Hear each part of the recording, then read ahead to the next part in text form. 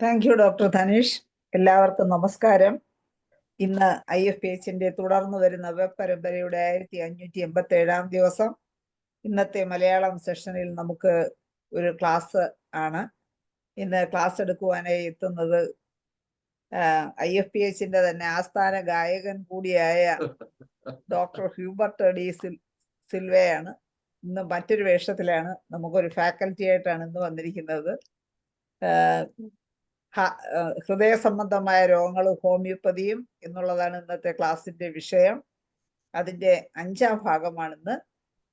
ഇന്നത്തെ ഈ ഹ്യൂബർട്ട് ഡോക്ടറുടെ ക്ലാസ് ശ്രദ്ധിക്കുന്നതിന് വേണ്ടി സൂം പ്ലാറ്റ്ഫോമിൽ എത്തിയിട്ടുള്ള എല്ലാ ബഹുമാനീയരായ ഡോക്ടേഴ്സിനെയും ഹോമിയോപ്പതി സ്നേഹികളെയും സ്റ്റുഡൻസിനെയും എല്ലാവരെയും ഞാൻ വളരെ സ്നേഹപൂർവ്വം ഇന്നത്തെ ക്ലാസ്സിലേക്ക് സ്വാഗതം ചെയ്യുന്നു. ക്ലാസ് തുടങ്ങുന്നതിന് മുമ്പായി ഒരു നിമിഷം നന്ദി. അങ്ങനെ ഹ്യൂബർട്ട് ഡോക്ടർ നേരത്തെ തന്നെ ക്ലാസ് എടുക്കുന്നതിന് വേണ്ടി എല്ലാം റെഡിയായി നേരത്തെ എത്തിയിരിക്കുകയാണ്.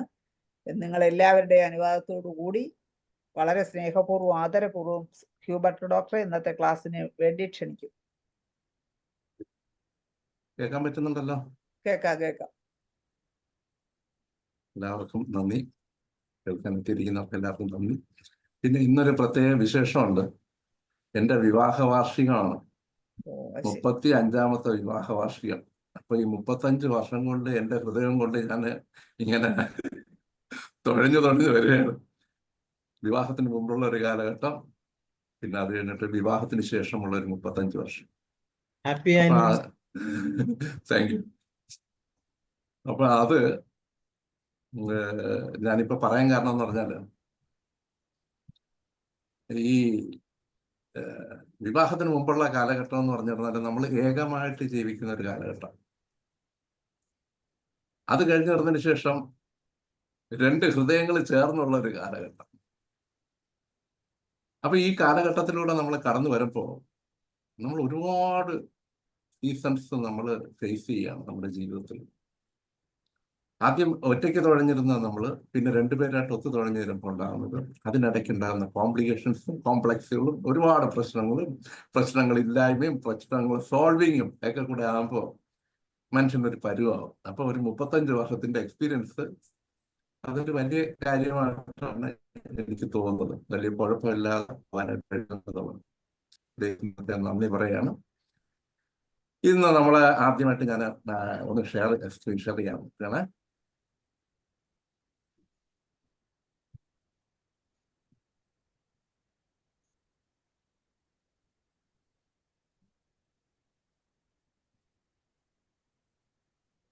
കാണാൻ പറ്റുന്നുണ്ടല്ലോ? Heart disease part 5. Part 5. Blessed are the pure in heart, for they will see God എന്നാണ് പറയുന്നത്. Blessed are the pure in heart, for they will see God. നമ്മള് ഹൃദയം ശുദ്ധിയുള്ളവർ, അതിന്റെ മലയാള പരിഭാഷ ഇങ്ങനെയാണ്: ഹൃദയശുദ്ധിയുള്ളവർ ഭാഗ്യവാന്മാർ, എന്തുകൊണ്ടെന്നാൽ അവർ ദൈവത്തെ കാണും.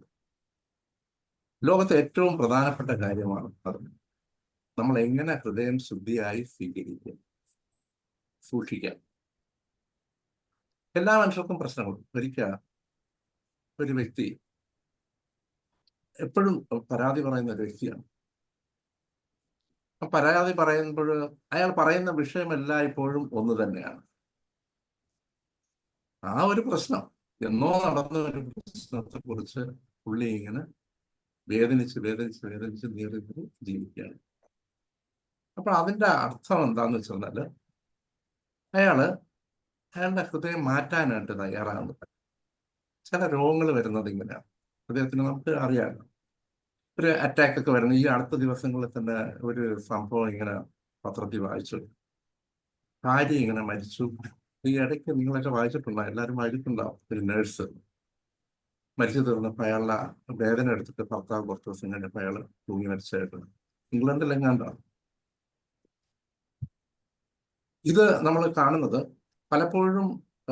പലപ്പോഴും സത്യങ്ങളെ അഭിമുഖീകരിക്കാനായിട്ട് മനുഷ്യർക്ക് കഴിയില്ല. യാഥാർത്ഥ്യത്തെ അഭിമുഖീകരിക്കാനായിട്ട് കഴിയത്തില്ല. പ്രതീക്ഷിക്കാതിരിക്കുന്ന സമയത്തായിരിക്കാം പെട്ടെന്ന് ഓരോ ഇടുക്കി പോലെ ഓരോ സംഭവങ്ങൾ ഉണ്ടാകും. അത് ഏറ്റവും കൂടുതൽ എഫക്ട് ചെയ്യുന്നത് നമ്മുടെ ശരീരത്തിൽ ഏറ്റവും കൂടുതൽ എഫക്ട് ചെയ്യുന്നത് ഹൃദയത്തെയാണ്. അത് കഴിഞ്ഞിരുന്നാൽ നമ്മുടെ തലച്ചോറിന് ഭയങ്കരമായിട്ട് എഫക്ട് ചെയ്യുന്നതായിട്ട് കാണും. ഇന്നിപ്പോഴും നമ്മൾ നേരത്തെ കഴിഞ്ഞ ക്ലാസ്സിൽ ഡോക്ടർ പറയുകയുണ്ടായി, തൻ്റെ ഒരു ബന്ധുവിന് ഇതുപോലെ ഒരു പ്രശ്നം വന്നു, അയാൾ മരിച്ചു പോയതോടുകൂടി അദ്ദേഹം അതിനെക്കുറിച്ച് പഠിക്കാനായിട്ട് തുടങ്ങി, ധാരാളം പഠിക്കാനായിട്ട് തുടങ്ങി. അപ്പൊ ഇതുപോലെയാണ് നമുക്കൊരു വിഷയത്തെക്കുറിച്ച് നമ്മൾ പഠിക്കുന്നത്, അതിനെക്കുറിച്ച് സീരിയസ് ആയിട്ട് നമ്മൾ സംസാരിച്ചു തുടങ്ങുന്നത്, സീരിയസ് ആയിട്ട് നമ്മൾ അതിനെ കാണുന്നത് പലപ്പോഴും നമ്മുടെ ജീവിതവുമായി കണക്ട് ചെയ്ത് വരുമ്പോഴാണ്. ഒരിക്കൽ ഡോക്ടർ അനിൽ നമ്മുടെ കൂട്ടത്തിൽ ഇരുന്നിട്ട് പറഞ്ഞു, എൻ്റെ അമ്മയ്ക്ക് ക്യാൻസർ വന്നതോടുകൂടിയാണ് ഞാൻ ക്യാൻസർ സ്പെഷ്യലിസ്റ്റ് ആയത്. കാരണം അങ്ങനെയാണ്. കാരണം ക്യാൻസർ വന്നപ്പോൾ അതിനെക്കുറിച്ച് ചിന്തിക്കാനും പഠിക്കാനും ഒക്കെ ധാരാളം ശ്രമിച്ചു. നമുക്ക് ഹൃദയത്തിലേക്ക് പോകാം. ധാരാളം ടൈപ്പ് ഹൃദയങ്ങൾ ഇതാ കാണുന്നുണ്ട്. സ്നേഹത്തിന്റെ ഹൃദയമുണ്ട്, എല്ലാം ഇങ്ങനെ ഹൃദയവുമായി ബന്ധപ്പെട്ട് ഓരോ മനുഷ്യരെ നമ്മൾ കാണുന്നു. അപ്പൊ ഇത് ഏറ്റവും പ്രധാനമായിട്ട് ഇന്ന് നമ്മൾ ഈ വിഷയത്തെ നമ്മൾ ചർച്ച ചെയ്യാൻ പോകുന്ന പല വിധത്തിലുള്ള സബ്ജക്റ്റുകൾ നമ്മൾ ചർച്ച ചെയ്തെങ്കിലും, ഹാർട്ടിനെ കുറിച്ച് ചർച്ച ചെയ്തെങ്കിലും ഹാർട്ട് സൗണ്ട്സിനെ കുറിച്ച് നമ്മൾ അധികമായിട്ട് ചർച്ച ചെയ്തിട്ടുണ്ട്. നമ്മൾ മുൻ ക്ലാസ്സിൽ നമ്മൾ കണ്ടു ഈ കുട്ടികളെ എപ്പോഴാണ് ഇങ്ങനെ രൂപം കൊണ്ട് മനുഷ്യൻ ഒരു ഹൃദയം രൂപം കൊണ്ട് വരുന്നതായിട്ട് കാണും. ആദ്യത്തെ 18 ദിവസങ്ങൾ കൊണ്ട് 23 ദിവസം കൊണ്ടാകുമ്പോൾ ഒരു രൂപവും വയറും ഒക്കെ കുറെ ഹൃദയത്തിന്റെ പല ഭാഗങ്ങളും ഒക്കെ ഫോം ചെയ്ത് 35 ദിവസമായപ്പോൾ ഈ ഷേപ്പായി. പിന്നെ അത് കഴിഞ്ഞ് 28 ദിവസമായപ്പോൾ ഇങ്ങനെ ഷേപ്പ് ചെയ്ത് 8 ആഴ്ച കഴിഞ്ഞപ്പോൾ ഏകദേശം ഹാർട്ടിന്റെ രൂപം വന്നു. മനുഷ്യ ശരീരത്തിൽ ഏറ്റവും ആദ്യം രൂപം കൊള്ളുന്നത്, മനുഷ്യ ശരീരം ഉണ്ടാകുന്നത് ഏറ്റവും പ്രധാനമായിട്ട് ആദ്യം ഉണ്ടാകുന്നത് ഹാർട്ടാണ്. ഹൃദയം ഉണ്ടായതിനു ശേഷമാണ് ബാക്കിയുള്ള പാർട്ടുകളെല്ലാം ഉണ്ടാകുന്നത്. ഈ ഹൃദയത്തിന് തന്നെ നമുക്കറിയാം, ബാക്കിയുള്ള കാര്യങ്ങളൊക്കെ അറിയാം, ഹൃദയം സ്പന്ദിക്കുന്ന കാര്യങ്ങളൊക്കെ അറിയാം. ഹൃദയത്തിന്റെ ഒരു താളമാണ്. ഈ താളം തെറ്റുമ്പോഴാണ് പലപ്പോഴും ഹൃദയതാളം, ലോകത്തിലുള്ള എല്ലാ വസ്തുക്കൾക്കും താളമാണ്. ഈ ഹൃദയതാളം നമുക്ക് തെറ്റുമ്പോൾ നമ്മൾ പലപ്പോഴും ഭയക്കാറുണ്ട്. അതിലേറ്റവും പ്രധാനപ്പെട്ടതാണ് മർമസ്. നമ്മുടെ ഹൃദയത്തിൽ മർമർ ഉണ്ടാകുമ്പോൾ നമ്മൾ സാധാരണ നിലയിൽ വിചാരിക്കും മർമർ. ഇപ്പോൾ കൊച്ചുകുട്ടിയെ നമ്മൾ ചെക്ക് ചെയ്തപ്പോൾ ഭയങ്കരമായിട്ട് അതിനകത്ത് ഹൃദയത്തിന്റെ യഥാർത്ഥ സൗണ്ട് കേൾക്കാതിരിക്കുന്ന സമയത്ത് നമ്മൾ വിചാരിക്കും, അയ്യോ ഹൃദയത്തിന് എന്തോ വലിയ കാര്യമായിട്ട് എന്തോ സംഭവിച്ചിരിക്കുന്നുണ്ടോ എന്ന് പറഞ്ഞ് നമ്മൾ ഭയപ്പെടാറുണ്ട്. ഹൃദയ താളത്തിൽ തന്നെ പലപ്പോഴും ഈ രീതിയിൽ ഉണ്ടാകുന്ന മർമസ് ഉണ്ടാകുന്നതിൽ പലതും വളരെ അത്ര വലിയ ഭീകരമല്ല, നമ്മൾ പ്രതീക്ഷിക്കുന്ന പോലെ അത്ര ഭീകരമല്ല. ഒരിക്കൽ ഒരു മനുഷ്യന്റെ ഞാൻ കാണുന്നുണ്ട്, 78 വയസ്സുണ്ട്, നല്ല പുക വലിക്കുന്ന ആളാണ്. അപ്പൊ ആ മനുഷ്യന്റെ ഹൃദയം ഞാൻ ചെക്ക് ചെയ്ത് തുറന്നപ്പോൾ കാണാം മർമസൊക്കെ കേൾക്കും.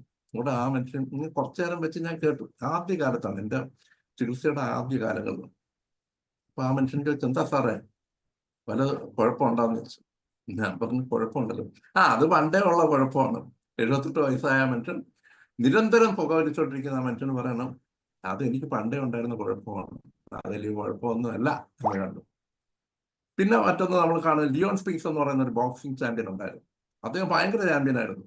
ആ ചാമ്പ്യൻ അവസാനം ചെക്ക് ചെയ്തിരുന്നപ്പോൾ എന്തോ ഒരു ഇതിൽ ചെക്ക് ചെയ്തപ്പോഴാണ് കാണുന്നത് അദ്ദേഹത്തിന്റെ ഹൃദയത്തിൽ ദ്വാരം, ജന്മനാലുള്ള ദ്വാരമാണ്. ആ ദ്വാരം വെച്ചിട്ടാണ് അദ്ദേഹം ഇത്രയും ബോക്സിങ്ങും കാര്യങ്ങളൊക്കെ നടത്തിയിട്ടുള്ളത്. അപ്പൊ നമ്മൾ നോക്കേണ്ട ഒരു കാര്യം, cardiac output for a young healthy man, resting cardiac output is roughly 5 liters per minute. 70 ml stroke volume into 72 beats per minute. For women this value is 10 to 20% lower. അപ്പോൾ ഓരോ സമയത്തും ഓരോ മിനിറ്റിലും 5 ലിറ്റർ ബ്ലഡാണ് നമ്മുടെ ശരീരത്തിൽ നിന്ന് അങ്ങോട്ടും ഇങ്ങോട്ടും പുറത്തോട്ട് പോയിക്കൊണ്ടിരിക്കുന്നത്.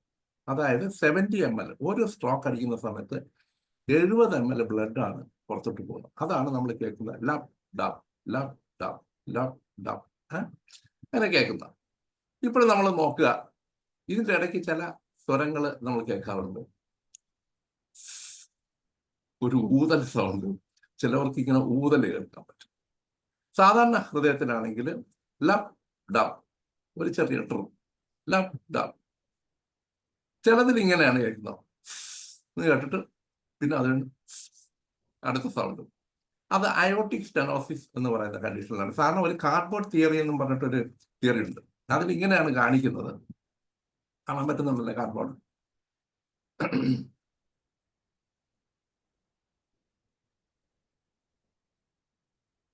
പിന്നെ ഇത് ഈ കാർഡ്ബോർഡ് തിയറി എന്നും പറഞ്ഞിട്ട് നെറ്റിൽ നിങ്ങൾ സെർച്ച് ചെയ്ത് തന്നാൽ നിങ്ങൾക്ക് കാണാൻ പറ്റും. കാർഡ്ബോർഡ് വരയ്ക്കുന്ന പോലെയാണ്. ഇപ്പോൾ ഈ വരയ്ക്കുന്ന പോലെ ആ ബിയിൽ കാണുന്ന വരയ്ക്കുന്ന പോലെയുള്ള സൗണ്ടും ഷൂ എന്നൊരു സൗണ്ടും കേട്ടിട്ട് പിന്നെ ഒരു ഷൂ എന്നൊരു ചെറിയൊരു ഷൂ കേൾക്കുമ്പോൾ അത് സാധാരണ അയോട്ടിക് സ്റ്റെനോസിസ് വരുന്ന സമയത്താണ്.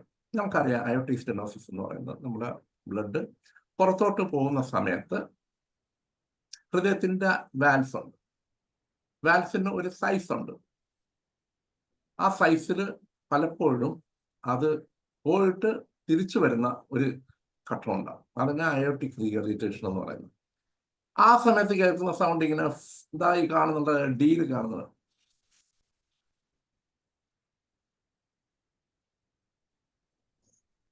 അപ്പൊ അയോട്ടിക് സ്റ്റെനോസിസ് വരുന്ന സമയത്ത് അയോട്ടിക് സ്റ്റെനോസിസ് കട്ടി പിടിക്കുന്ന ആ അയോട്ടിക് നമ്മൾ വാൽസ് കട്ടി പിടിക്കുന്ന സമയത്ത് അതിന്റെ പ്രവർത്തനങ്ങൾ മന്ദീഭവിക്കുന്ന സമയത്തും ഈ ബ്ലഡ് തിരിച്ചു വരുന്ന സമയത്തും ഒക്കെ ഉണ്ടാകാവുന്ന സ്വരങ്ങളാണ്. അപ്പൊ അത് വേറെ രീതി. ഇതൊന്ന് നോക്കട്ടെ, കിട്ടുമോന്ന് എനിക്കറിയില്ല. ജസ്റ്റ് ഒന്ന് നോക്കിട്ട് അത് ഷെയർ ചെയ്യാൻ. അത് ഞാൻ പിന്നെ വേറെ നമുക്ക് ട്രൈ ചെയ്യാം. അതായത് നമ്മൾ ഈ കാർഡ്ബോർഡിൽ ഒരച്ച് ഓരോന്ന് അതിൻ്റെ ഒരു ടെസ്റ്റ്, അതിൻ്റെ ഒരു വേണമെങ്കിൽ എഴുതിയെടുത്തോളാം. യൂട്യൂബിലത്തെ ഈ ഒരു ഇതിലോട്ട് സൈറ്റിലോട്ട് അതിൽ കാർഡ്ബോർഡ് ടെസ്റ്റ് എന്ന് പറഞ്ഞിട്ടുണ്ട്, ഹാർട്ട് സൗണ്ട്സ്. അത് കേൾക്കാൻ നല്ല രസകരമായിട്ടുള്ളൊരു സംഭവമാണ്. ഇതുപോലെ നമുക്ക് അതിൻ്റെ ചേഞ്ചസ് കാണാനായിട്ട് കഴിയും. അപ്പോൾ ഹാർട്ട് മർമറിനെ കുറിച്ച് പറയുന്ന ഇതാണ്. Heart മർമർ is A blowing, whooshing or rasping sound heard during a heartbeat. The sound is caused by turbulent, rough blood flow through the heart valves or near the heart.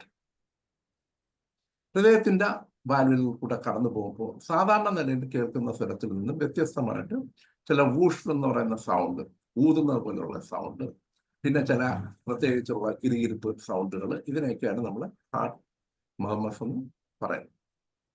What are the types of heart murmurs? What are the 4 types of heart murmurs? Types of murmurs include the following. Systolic murmur, a heart murmur that occurs during a heart muscle contraction. നമുക്കറിയാം, ഹൃദയം ഒന്ന് press ചെയ്യുന്ന സമയത്ത്, contract ചെയ്യുന്ന സമയത്ത് ഉണ്ടാകുന്ന sound, അതിനാണ് systolic മർമർ എന്ന് പറയുന്നത്.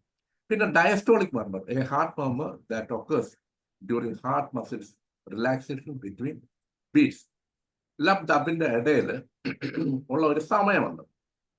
ആ സമയത്തുണ്ടാകുന്ന ബീറ്റ്സ് ആണ്, ആ സമയത്തുണ്ടാകുന്ന ഹാർട്ട് മർമേഴ്സിനെയാണ് ഡയസ്റ്റോളിക് മർമേഴ്സ് എന്ന് പറയുന്നത്. പിന്നെ കണ്ടിന്യൂസ് മർമർ ഉണ്ട്, തുടർച്ചയായിട്ട് ഇങ്ങനെ അടിച്ചുകൊണ്ടിരിക്കുന്ന മർമേഴ്സ്. പിന്നെ പല രീതിയിലുള്ള മർമേഴ്സ് ഉണ്ട്. ഇതൊക്കെയാണ് പ്രധാനപ്പെട്ട മർമേഴ്സ് ആയിരിക്കുന്നത്. ഈ മർമേഴ്സിനൊക്കെ ഓരോ ഹൃദയത്തിനുമായിട്ട് ബന്ധപ്പെട്ടുള്ള ചില അസുഖങ്ങളുടെ ലക്ഷണങ്ങളായിരിക്കും. ഇതിപ്പോൾ നമ്മൾ സാധാരണ നിലയിൽ ഒരു എക്കോ എടുത്തു കഴിഞ്ഞാൽ ഇതെല്ലാം നമുക്ക് അറിയാനായിട്ട് കഴിയും. ഹൃദയത്തിന് എന്ത് കുഴപ്പമുണ്ടെന്നുള്ളത് മിക്കവാറും ഒരു എക്കോയിലൊക്കെ അറിയാൻ പറ്റും. പക്ഷെ എന്നിരുന്നാലും ഒരു പ്രൈമറി ഇവാലുവേഷൻ, പെട്ടെന്ന് നമുക്കൊരു പേഷ്യന്റിനെ കണ്ടു തീരുമ്പോൾ ആ പേഷ്യന്റിനെ നമ്മളൊരു ടെസ്റ്റിന് അയക്കണമോ? അപ്പോൾ നമ്മൾ ഹാർട്ട് മർമേഴ്സിനെ കുറിച്ച് അറിഞ്ഞിരുന്നപ്പോൾ നമുക്കറിയാം. പണ്ട് എനിക്ക് അത്ഭുതപ്പെടുന്നതെന്ന് വെച്ചാൽ, ഞാൻ ജനറൽ ഹോസ്പിറ്റലായിരുന്നു, ജസ്റ്റ് ഒന്ന് വെച്ചിട്ട് സ്റ്റെത്ത് എടുത്ത് വെച്ചിട്ട് ഉടൻ VSD എന്ന് അങ്ങ് എഴുതി. അപ്പൊ എനിക്ക് പെട്ടെന്ന് അത്ഭുതം തോന്നി, ഇത്ര പെട്ടെന്ന് അയാൾ കണ്ടുപിടിച്ച ഒരു രോഗം. ഒറ്റ സ്റ്റെത്ത് എടുത്ത് വെച്ചിട്ട് ഉടൻ തിരിച്ചെടുത്തിട്ട് ഉടൻ VSD എന്ന് എഴുതി കഴിഞ്ഞു. അപ്പൊ ഈ രീതിക്ക് എഴുതാൻ പറ്റുക എന്ന് പറഞ്ഞു കഴിഞ്ഞാൽ നമ്മളെ ഹാർട്ട് മർമേഴ്സിനെ, നമ്മൾ ഹാർട്ടിന്റെ സൗണ്ട്സിനെ പലപ്പോഴും നമ്മൾ ഡിസ്റ്റിങ്വിഷ് ചെയ്ത് പഠിച്ചു കഴിയുമ്പോൾ നമുക്ക് അതിനുള്ള ഒരു കഴിവും ഇതൊക്കെ കിട്ടും. നമ്മൾ അറിയാം, aortic valve stenosis is a thickening and narrowing of the valve between the heart's main pumping chamber of the body, this main artery, called the aorta. The narrowing creates a smaller opening for blood to pass through. This reduces or blocks blood flow from the heart to the rest of the body. നമ്മളിപ്പോൾ heart മർമർ നേരത്തെ കണ്ടു, എപ്പോൾ കണ്ടല്ല, നമ്മൾ ആദ്യം കണ്ടത് aortic മർമറാണ്. Aortic മർമറിന്റെ നമ്മൾ കാണുകയുണ്ടായി.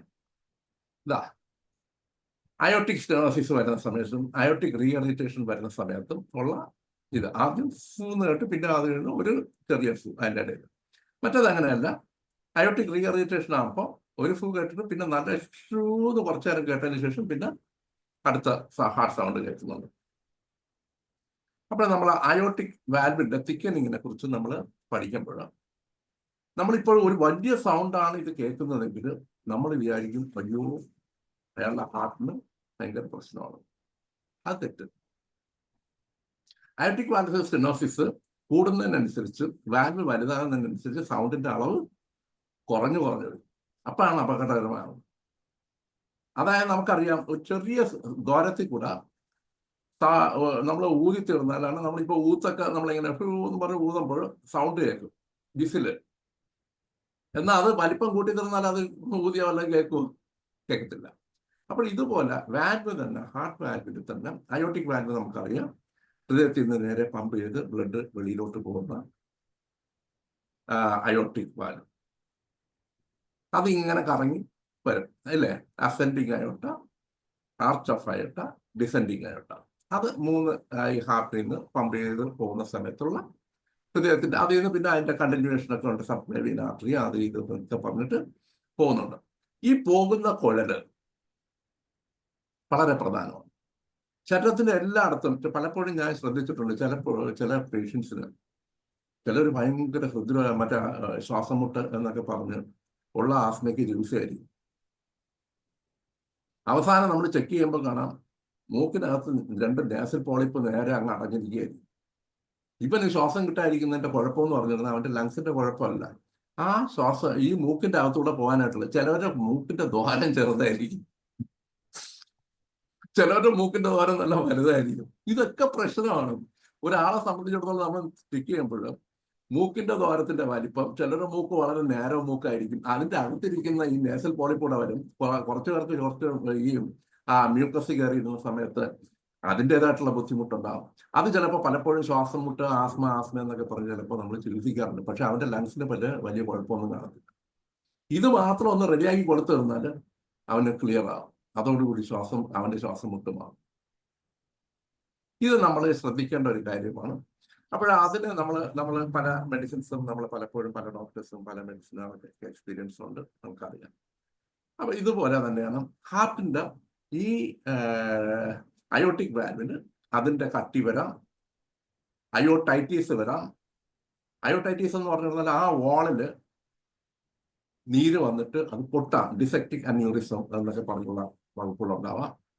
അതൊക്കെ വളരെ അപകടകരമായിട്ടുള്ള അവസ്ഥയാണ്, പെട്ടെന്ന് വരാം. ഇപ്പോഴത്തെ നേരത്തെ പറഞ്ഞതുപോലെ നമ്മളൊന്നും ശ്രദ്ധിക്കാതെ വിടരുത്. പലപ്പോഴും ശ്രദ്ധിച്ചു തന്നാൽ മനസ്സിലാവും. ചിലപ്പോൾ സീരിയസ് ആയിരിക്കാം, ചിലപ്പോൾ സീരിയസ് അല്ലായിരിക്കാം. എന്നിരുന്നാൽ തന്നെയും ഈ സാധാരണ നിലയിൽ ആൾക്കാർ അറിയാമല്ലോ, നമ്മൾ ഈ കഴുത്തൊക്കെ വെട്ടി തിരിയാനായിട്ട് പ്രയാസമായി. ഇപ്പൊ ഇന്ന് തന്നെ ഒരു പാർട്ടി വന്നിട്ട് പറഞ്ഞു 4 ദിവസമായിട്ട് അയാളെ പെട്ടെന്നൊന്ന് ഒരു വെട്ടൽ വന്നു, തിരിഞ്ഞിങ്ങനെ നോക്കിയപ്പോൾ പെട്ടെന്ന് കഴുത്തിന് ഒരു പിടുത്തം ഉണ്ടായി. ഇത് അയോട്ടിക് വാൽവിൽ ഉണ്ടാകുന്ന പ്രശ്നമാണ്. അയോട്ടിക് ഉണ്ടാകുന്ന പ്രോബ്ലമാണ്. അയോട്ടിക്ക് നീര് വരും. അതൊക്കെ പെട്ടെന്ന് വരുന്ന സംഗതികളാണ്. അത് വരാതിരിക്കില്ല എന്ന് നമ്മൾ ആരും ചിന്തിക്കരുത്. ഈ ഒരു ശരിക്ക് വേർത്തിട്ട് പോയി കുളിക്കുക, ഇങ്ങനെയൊക്കെ ചെയ്ത് കഴിഞ്ഞപ്പോൾ അയോട്ടയെ ഉടനെ എഫക്ട് ചെയ്യുകയാണ്. അയോട്ടയിൽ നീര് വരികയാണ്, അയോട്ടയിൽ വേദന ഉണ്ടാകുന്നുണ്ട്, അയോട്ടയിൽ മുറിയുന്നുണ്ട്, മുറിവാടുകൾ ഉണ്ടാകുന്നുണ്ട്, ചെറുതും വലുതുമായിട്ടുള്ള മുറിവുകൾ. ഇപ്പൊ വലുതും ഉണ്ടാവണമെന്നില്ല, എന്നിരുന്നാൽ തന്നെ അയോട്ടയിൽ ഒരു സ്പ്രെയിൻ ഉണ്ടാവാം. ആ സ്പ്രെയിന് പോലും പെയിൻഫുൾ ആയിരിക്കും, കഴുത്ത് മുതൽ ഇതിൽ. പിന്നെ ഞാൻ ശ്രദ്ധിച്ച ഒരു സംഗതി, ഇപ്പോഴും വന്ന പനിയില് ഈ കഴുത്തിലല്ലേ ഈ മസില്, ഇവിടുത്തെ ഈ മസില് രണ്ടും ഹാർഡാവുന്നുണ്ട്. അതിൽ ഒരു മസില് ഹാർഡാവുന്നുണ്ട് പ്രത്യേകിച്ചും. അവിടെ വന്ന് ഡെപ്പോസിറ്റ്സ് കൂടിയിട്ട് ആ മസില് ഹാർഡായി തീരുമ്പോൾ കഴുത്ത് വലിക്കും, ഇറുകി തീർന്നപ്പോൾ ആൾക്കാർക്ക് ഭയങ്കര പ്രശ്നമായിരിക്കും. നമ്മൾ വിചാരിക്കും എന്താ കഴുത്തിന്റെ മറ്റേ ഇതൊക്കെ IVDP ഇതൊക്കെ എന്നൊക്കെ ചിന്തിക്കും, ഇന്റർവെർട്ടിബിൾ ഡിസ്ക് കൊളാപ്സോ അതൊക്കെ ആയിരിക്കും. അതൊന്നും ആയിരിക്കില്ല. ഈ മസില് ഹാർഡായി തീരുമ്പോൾ തന്നെ നമ്മുടെ കഴുത്തിന്റെ മൂവ്മെന്റ് കുറഞ്ഞു തുടങ്ങും. അപ്പൊ ഈ മസില് നന്നായിട്ടൊന്ന് തടവി സോഫ്റ്റ് ആക്കണം. സോഫ്റ്റ് ആക്കി തീർന്ന ആ പ്രശ്നം പോകും. വേണമെങ്കിൽ നമ്മുടെ ഓയിലൊക്കെ ഇട്ടിട്ട് ഒന്ന് നന്നായിട്ടൊന്ന് ആൾക്കാരുടെ അടുത്ത് പറഞ്ഞാൽ മതി, ഒന്ന് തിരുമി അതുപോലെയുള്ള പ്രശ്നങ്ങൾ ഉണ്ടാവാറുണ്ട്. അപ്പൊ അത് ഞാൻ പ്രത്യേകിച്ച് ഈ അടുത്ത കാലത്തുണ്ടായിരുന്ന പനിക്കല്ല പലർക്കും കഴുത്ത് വേദന എന്ന് പറഞ്ഞിട്ടൊരു സംഗതി നിങ്ങളൊക്കെ ശ്രദ്ധിച്ചിട്ടുണ്ടാകും. കഴുത്ത് വേദന നമ്മൾ വേറെ വല്ലതൊക്കെ ചിന്തിക്കും, പക്ഷെ ആ മസില് ഹാർഡായിട്ടുണ്ട്. അപ്പോൾ ഇതുപോലെയുള്ള പ്രശ്നങ്ങൾ ഉണ്ടാകും. ഇനി അടുത്ത് നോക്കാം, test for aortic valve stenosis include. നമ്മളിപ്പോൾ ഒരു ടെസ്റ്റ് ചെയ്യുന്നുണ്ടെങ്കിൽ ഇതൊക്കെ നമുക്ക് ചെയ്യാവുന്ന ടെസ്റ്റുകളാണ്. എക്കോകാർഡിയോഗ്രാം എടുക്കുക, sound waves are use to make pictures of the beating heart. Electrocardiogram, ECG or EKG, chest x-ray, exercise test അറിയാമല്ലോ, ഈ ഓട്ടിച്ചൊക്കെ ടെസ്റ്റ് ചെയ്യുന്നത്, cardiac computerised tomography, CT, cardiac magnetic resonance imaging, ഇതിങ്ങനെയൊക്കെയുള്ള ടെസ്റ്റുകളൊക്കെ ചെയ്യാം. കാർഡിയാക് കാത്തറ്ററൈസേഷൻ, ഇതൊക്കെ സാധാരണ നിലയിൽ അലോപ്പതിക്കാർ ഉപയോഗിക്കുന്നുണ്ട്. നമ്മൾ ഇപ്പോഴും നമ്മുടെ ഡോക്ടേഴ്സും ഒക്കെ ശരിക്കും ഉപയോഗിക്കുന്നത് കൊണ്ട് നമുക്ക് പല ഡയഗ്നോസിസും വളരെ ഈസി ആയിട്ട് കണ്ടുപിടിക്കാനായിട്ട് കഴിയും. ഇങ്ങനെ നമുക്ക് ഒരു സംശയം, ഒരു വ്യക്തി എപ്പോഴെങ്കിലും ഒരു പേഷ്യന്റ് ചോദിക്കുക പറയാണ്, ഡോക്ടറെ വേറെ ടെസ്റ്റ് വല്ലതും ചെയ്യണോ എന്ന് ചോദിച്ചിരുന്നാൽ എഴുതി കൊടുത്തിരിക്കണം, നിർബന്ധമായിട്ട് എഴുതി കൊടുത്തിരിക്കണം. നമ്മൾ എഴുതി കൊടുത്തില്ലെങ്കിൽ അവർക്ക് നമ്മളോടുള്ള വിശ്വാസം പറയും. അല്ലെങ്കിൽ അവർ ചിന്തിക്കുന്നത് നമുക്കിത് നമ്മളിത് ചെയ്യുന്നില്ല. നമ്മുടെ ഡോക്ടേഴ്സ് പലപ്പോഴും ചെയ്യാനായിട്ട് നമ്മൾ വിചാരിക്കും, അയ്യോ അവര് 2000-3000 രൂപ, പക്ഷെ അവര് സന്തോഷത്തോടു കൂടി ചെയ്തിട്ട് വരും. ചെയ്തിട്ട് വരുമ്പോൾ ഒരു കുഴപ്പമില്ലെങ്കിൽ അവർക്ക് അതിനേക്കാൾ സന്തോഷമാണ്. കുഴപ്പമുണ്ടെങ്കിൽ പിന്നെ നമ്മൾ ആശ്വസിപ്പിക്കേണ്ട ജോലി നമുക്ക് മരുന്ന് കൊടുക്കുകയും ചെയ്യാൻ പറ്റും. നമുക്ക് ഒരുപാട് കാര്യങ്ങൾ ചെയ്യാൻ പറ്റുന്ന ഒരു മേഖലയാണ് ഹാർട്ട് ഡിസീസ്. ഇനി അടുത്ത നമ്മൾ ഈ മർമസിലെ തന്നെ നമ്മൾ നേരത്തെ കണ്ടു, അയോട്ടിക് റീഗർജിറ്റേഷൻ വരുന്ന സമയത്ത് എന്ന് പറഞ്ഞ സൗണ്ട്. പൾമോണിക് റീഗർജിറ്റേഷൻ, അതായത് പൾമോണറി വെസലിലോട്ട് പോകുന്ന സമയത്ത് ഒരു സൗണ്ട് കേട്ട് അതുപോലെ തന്നെ ഒരു ചേഞ്ച്. പിന്നെ മൈട്രൽ സ്റ്റെനോസിസ് വരുന്ന സമയത്ത് നമുക്കറിയാം, മൈട്രൽ സ്റ്റെനോസിസ് എന്ന് പറഞ്ഞാൽ അറിയാം, ലെഫ്റ്റ് സൈഡിലത്തെ ബ്ലഡ് വെസൽ നമ്മുടെ ബ്ലഡ് അങ്ങോട്ടും ഇങ്ങോട്ടും ഒക്കെ പോവുകയും ഒക്കെ പ്രശ്നം ഉണ്ടാകുന്ന സമയത്ത് മൈട്രൽ സ്റ്റെനോസിസ് വരുന്ന സമയത്ത് ഫൂ എന്ന് പറഞ്ഞൊരു സൗണ്ട് കേട്ട് അത് കുറഞ്ഞു വരും. പിന്നെ അത് കഴിഞ്ഞ് ഒരു ഫൂ എന്ന് പറഞ്ഞ സൗണ്ട് കേട്ട് കൂടിപ്പോകും. പിന്നെ പാറ്റേൺ ഡക്ടസ് ആർട്ടിരിയോസിസ്, അത് നമ്മൾ കുട്ടികൾക്ക് വരുന്ന, നമ്മൾ കുട്ടികൾക്ക് ചെക്ക് ചെയ്യുന്ന സമയത്ത് ഊതൽ സൗണ്ട് കൂടി വരും, പിന്നെ അത് കഴിഞ്ഞിട്ട് കുറഞ്ഞു പോകും. അങ്ങനെയുള്ള ഒരു ഹാർട്ട് സൗണ്ട്സും നമുക്ക് കേൾക്കാനായിട്ട് കഴിയാറുണ്ട്. അത് നമ്മൾ അപ്പോൾ ഡിസ്ട്രിബ്യൂട്ട് ചെയ്ത് നമുക്ക് പഠിക്കാനായിട്ട് തയ്യാറാവുന്ന നന്നായിരിക്കും. Aortic regurgitation, also known as aortic valve regurgitation or aortic insufficiency, is a heart condition that occurs when the aortic valve doesn't close properly, allowing blood to flow backward from the aorta into the left ventricle. അപ്പോൾ ഓട്ടോമാറ്റിക്കായിട്ട് left വെൻട്രിക്കിളിൽ ഈ blood അളവിൻ്റെ കൂടി വന്നുകൊണ്ടിരിക്കും. അപ്പോൾ കൂടി വരുന്ന സമയത്ത് പറ്റുന്ന എന്താണെന്ന് വെച്ചാൽ നമ്മുടെ ഹൃദയം കൂടുതൽ വലുതാണ്. ഈ സമയത്ത് നമുക്ക് എന്താ മരുന്നിനെ കുറിച്ചൊന്ന് ചിന്തിക്കാം. ഏതൊക്കെ മരുന്നുകൾ നമുക്ക് ഉപയോഗിക്കാൻ പറ്റും? അയോട്ടിക് വാൽവിന്റെ പ്രോബ്ലത്തിന് നമുക്ക് എന്തൊക്കെ മരുന്ന് ഉപയോഗിക്കാൻ പറ്റും? നമ്മുടെ പോളിസി എന്തായിരുന്നു? ഒരു ഹാർട്ട് കംപ്ലൈന്റ് നമ്മൾ ചെക്ക് ചെയ്യുന്ന സമയത്ത്, ചികിത്സ ചെയ്യുന്ന സമയത്തുള്ള നമ്മുടെ പോളിസി എന്തായിരുന്നു? മസിൽ സോഫ്റ്റനിങ്, അതാണ് നമ്മൾ ചെയ്യേണ്ട ഒരു കാര്യം. അത് അയോട്ടിക് വാൽവ് ആയിരുന്നാലും, ശരീരത്തിന്റെ ഏത് ഭാഗത്തുള്ള വാൽവ് ആയിരുന്നാലും, അല്ലെങ്കിൽ ബ്ലഡ് വെസൽസ് ആയിരുന്നാലും, അതിനെല്ലാം സോഫ്റ്റൻ ചെയ്യാനായിട്ട്, അതായത് സോഫ്റ്റ് ആക്കി മാറ്റാനായിട്ടുള്ള മെഡിസിൻസ് നമുക്ക് ഉപയോഗിക്കേണ്ടത്. അതിന് ഏറ്റവും കൂടുതൽ നമുക്ക് ഹെൽപ്പ് ചെയ്യുന്ന ഒരു മെഡിസിനാണ് കൽക്കേറിയ ഫ്ലോർ. കൽക്കേറിയ ഐറ്റംസ്, കൽക്കേറിയ കാർബ്, ഇങ്ങനെയൊക്കെയുള്ള, പിന്നെ അതുപോലെ തന്നെ അതിന് ഫാറ്റി ഡിപ്പോസിറ്റ് ഇത് വന്ന് നമുക്കറിയാം, ഫോസ്ഫറസ് ഒക്കെ വളരെയേറെ ഹെൽപ്ഫുള്ളാണ്. പിന്നെ ക്രോട്ടാലസ് ഹോറിഡസ്, ഇങ്ങനെയൊക്കെയുള്ള മെഡിസിൻസ് നമ്മൾ ഉപയോഗിച്ച് തീർന്നാൽ ധാരാളം ഹാർട്ട് കംപ്ലൈന്റുകൾ നമുക്ക് പലപ്പോഴും ചികിത്സിക്കാനായിട്ട് കഴിയും. അപ്പോൾ ഇനി mitral valve regurgitation is most common type of heart valve disease. In this condition the valve between the left heart chambers doesn't close fully. Blood leaks backward across the valve. അതാണ് നമ്മൾ നേരത്തെ പറഞ്ഞ case. ഇനി ഇതിന്റെ seriousness, എത്രമാത്രം seriousness ആണെന്ന് നമ്മൾ നോക്കാം. How serious is mitral regurgitation? Acute severe mitral regurgitation is a medical emergency. ചിലവർക്ക് വളരെ വർഷങ്ങളായിട്ട് ചിലപ്പോൾ ഉണ്ടാകും. ഈ നമ്മുടെ ഇതിലൊക്കെ വായിച്ചിരുമ്പോൾ, കെൻസിന്റെ മെഡിക്കൽ വായിച്ചിരുമ്പോൾ നമുക്ക് കാണാൻ പറ്റുന്നുണ്ട്, ധാരാളം കേസുകളിൽ നമ്മുടെ ഇദ്ദേഹം പറയുന്നുണ്ട്, കെന്റ് പറയുന്നുണ്ട്, ഇതുപോലെ നമ്മൾ റുമാറ്റിസം എങ്ങനെയാണ് നമ്മുടെ ശരീരത്തിനെ എഫക്ട് ചെയ്യുന്നത്. റുമാറ്റിസത്തിന്റെ നമുക്ക് റുമാറ്റിസം ആവാം, ഫാറ്റി ഡീജനറേഷൻ ആവാം, കാൽസിഫിക്കേഷൻ ആവാം. ഇതെല്ലാം സംഭവിക്കും, ഒന്നിന് പുറകെ ഒന്നായിട്ട് സംഭവിച്ചുകൊണ്ടേയിരിക്കും ഹാർട്ട് ഡിസീസ് നമ്മൾ നോക്കുന്ന സമയത്ത്. അപ്പൊ ഈ സമയത്തൊക്കെ നമുക്ക് കാൽസ്യവുമായി ബന്ധപ്പെട്ട് വരുന്ന മെഡിസിൻസ്, പൊട്ടാസ്യവുമായി ബന്ധപ്പെട്ട് വരുന്ന മെഡിസിൻസ് ധാരാളമായിട്ട് ഉപയോഗിക്കും. കാലിമൂറും കാലിഫോസും ഒക്കെ നമുക്ക് ഉപയോഗിക്കാം. അതുപോലെ തന്നെ നമ്മുടെ 5-ഫോസ്, കൽക്കേറിയ ഫോസ്. അപ്പൊ ഈ അത്രയും കൽക്കേറിയ ഫോസ്, മാഗ്ഫോസ്, കാലിഫോസ്, കൽക്കേറിയ ഫോസ്, ഇതെല്ലാം നമുക്ക് വളരെയേറെ ഹെൽപ്ഫുൾ ആയിട്ടുള്ള മെഡിസിൻസ് ആണ്. നമുക്ക് ഈ കണ്ടീഷൻസിലൊക്കെ നോർമലായിട്ട് ചുമ്മാ ആൾക്കാർക്ക് ഉപയോഗിക്കാം. ഇനി അടുത്ത നമ്മൾ patent ductus arteriosus is a heart defect that occurs when the ductus arteriosus doesn't close after birth. Patent ductus arteriosus നമ്മൾ നേരത്തെ പറഞ്ഞു, is a heart defect that can develop soon after birth. It affects the back blood flow through a baby's lungs. Mild pedio might not need treatment, but some children with the defect may require അത് medical ആയിട്ടുള്ള ചില treatment ആണ്. നമുക്ക് ഈ സമയത്ത്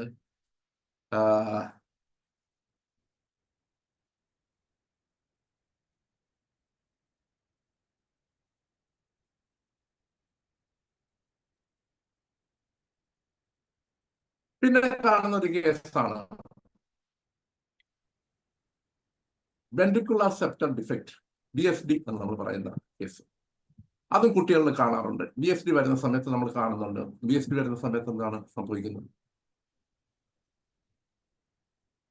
ഇവിടെ ഒരു ഷണ്ടും, ഈ ഹാർട്ട് വാൽവ്, ഹാർട്ടിന്റെ മസില് ദ്വാരം വീഴുക, BSD. ഇത് കുട്ടികളിൽ കണ്ടു തുടങ്ങും. പിന്നെ അത് കഴിഞ്ഞിട്ട് അതും ചിലതിന് ചെറുതായിരിക്കും, ചെറിയ ദ്വാരമായിരിക്കാം. പിന്നെ അത് കഴിഞ്ഞ് പിന്നെ വലുതായി തീർന്നാൽ വരുന്ന അപകടകരമായിട്ടുള്ള അവസ്ഥയാണ്. ചെറുതായിരിക്കുമ്പോൾ ചിലപ്പോൾ ഒരു ട്രീറ്റ്മെന്റും തന്നെ ഇല്ലാതെ തന്നെ ആ കേസ് അങ്ങ് ഒരു കുഴപ്പമില്ലാതെ തന്നെ അവർക്ക് പോയെന്ന് വരും.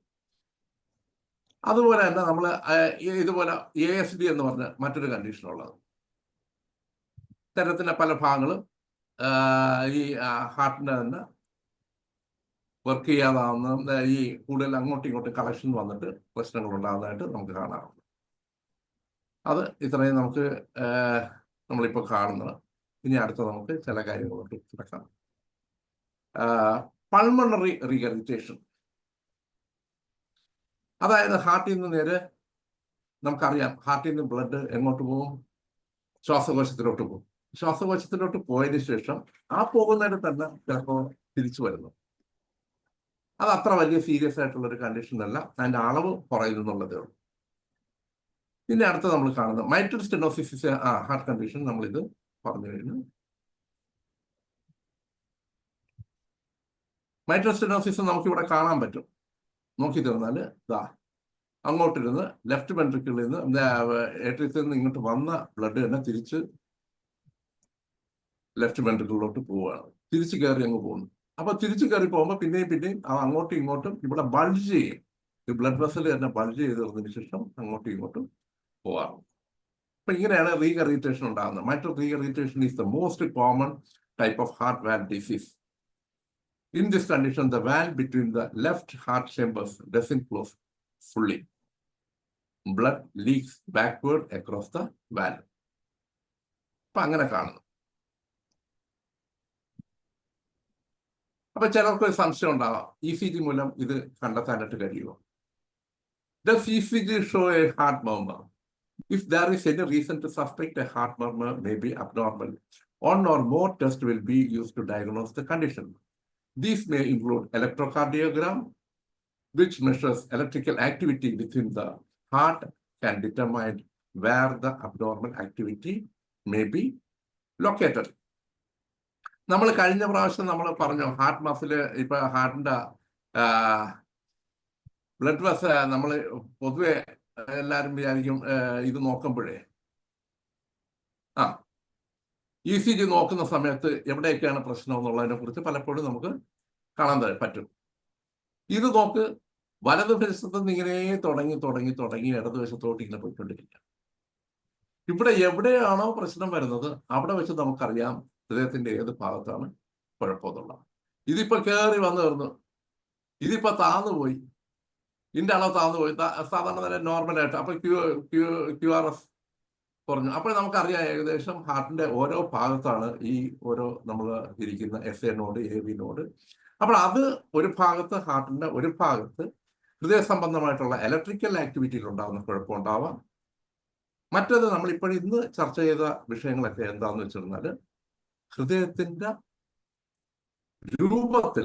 രൂപത്തിൽ വന്നിട്ടുള്ള കുഴപ്പം, ഹൃദയത്തിന്റെ രൂപത്തിൽ വരുന്ന അബ്നോർമാലിറ്റീസിലാണ് ഇന്ന് നമ്മൾ പഠിക്കുന്നത്. അത് ജന്മനാലുണ്ടാകുന്ന അബ്നോർമാലിറ്റീസും ഉണ്ട്, കാലക്രമത്തിൽ വരുന്ന അബ്നോർമാലിറ്റീസും ഉണ്ട്. ഇപ്പൊ നമ്മൾ അയോട്ടിക് സ്റ്റെനോസിസ്, അയോട്ടിക് റീഹെറിറ്റേഷൻ എന്നൊക്കെ പറയുന്നത് കാലക്രമത്തിൽ വരുന്നതാണ്.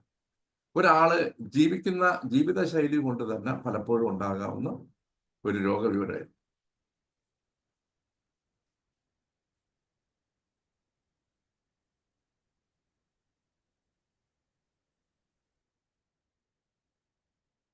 അപ്പൊ ഒരു ചോദ്യം വരുന്നുണ്ട്, ഹൃദ്രോഗമൊക്കെ ചികിത്സിക്കുന്നുണ്ടോ?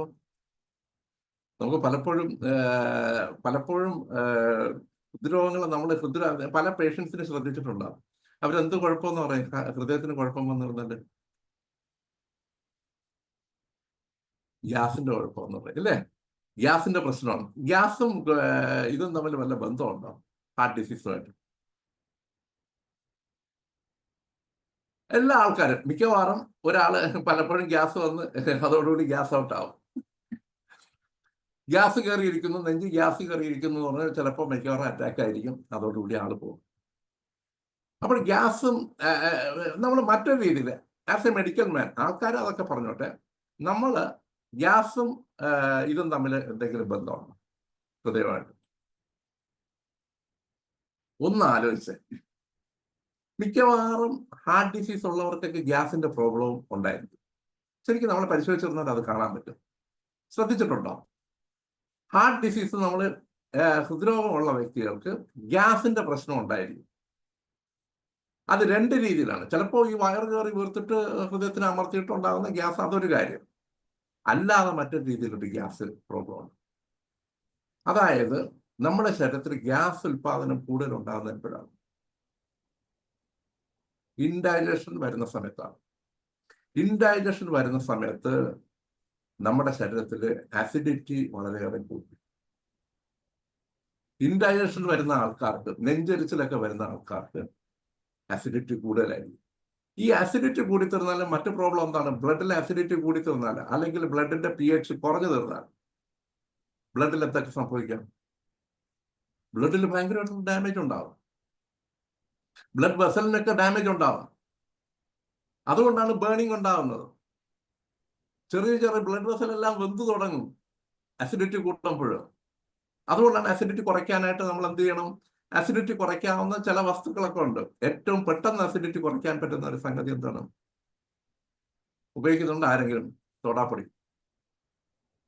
പെട്ടെന്ന് ആസിഡിറ്റി കുറയും, വളരെ പെട്ടെന്ന് തന്നെ ആസിഡിറ്റി കുറയ്ക്കാനായിട്ട് പറ്റും.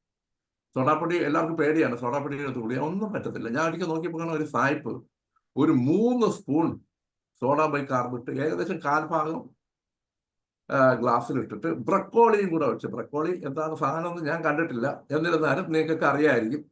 അത് കുളുകുള എന്ന് പറഞ്ഞാൽ അവർക്ക് കിട്ടും. അത് ഒഴിച്ചിട്ടും അയാൾ വെള്ളത്തിൽ കലക്കിയിട്ട് ഒരു 10-80 അടുപ്പിച്ച് വയസ്സ് പ്രായമുള്ള ഒരു നല്ല പൊക്കമുള്ള വലിയൊരു വയസ്സനാണ്.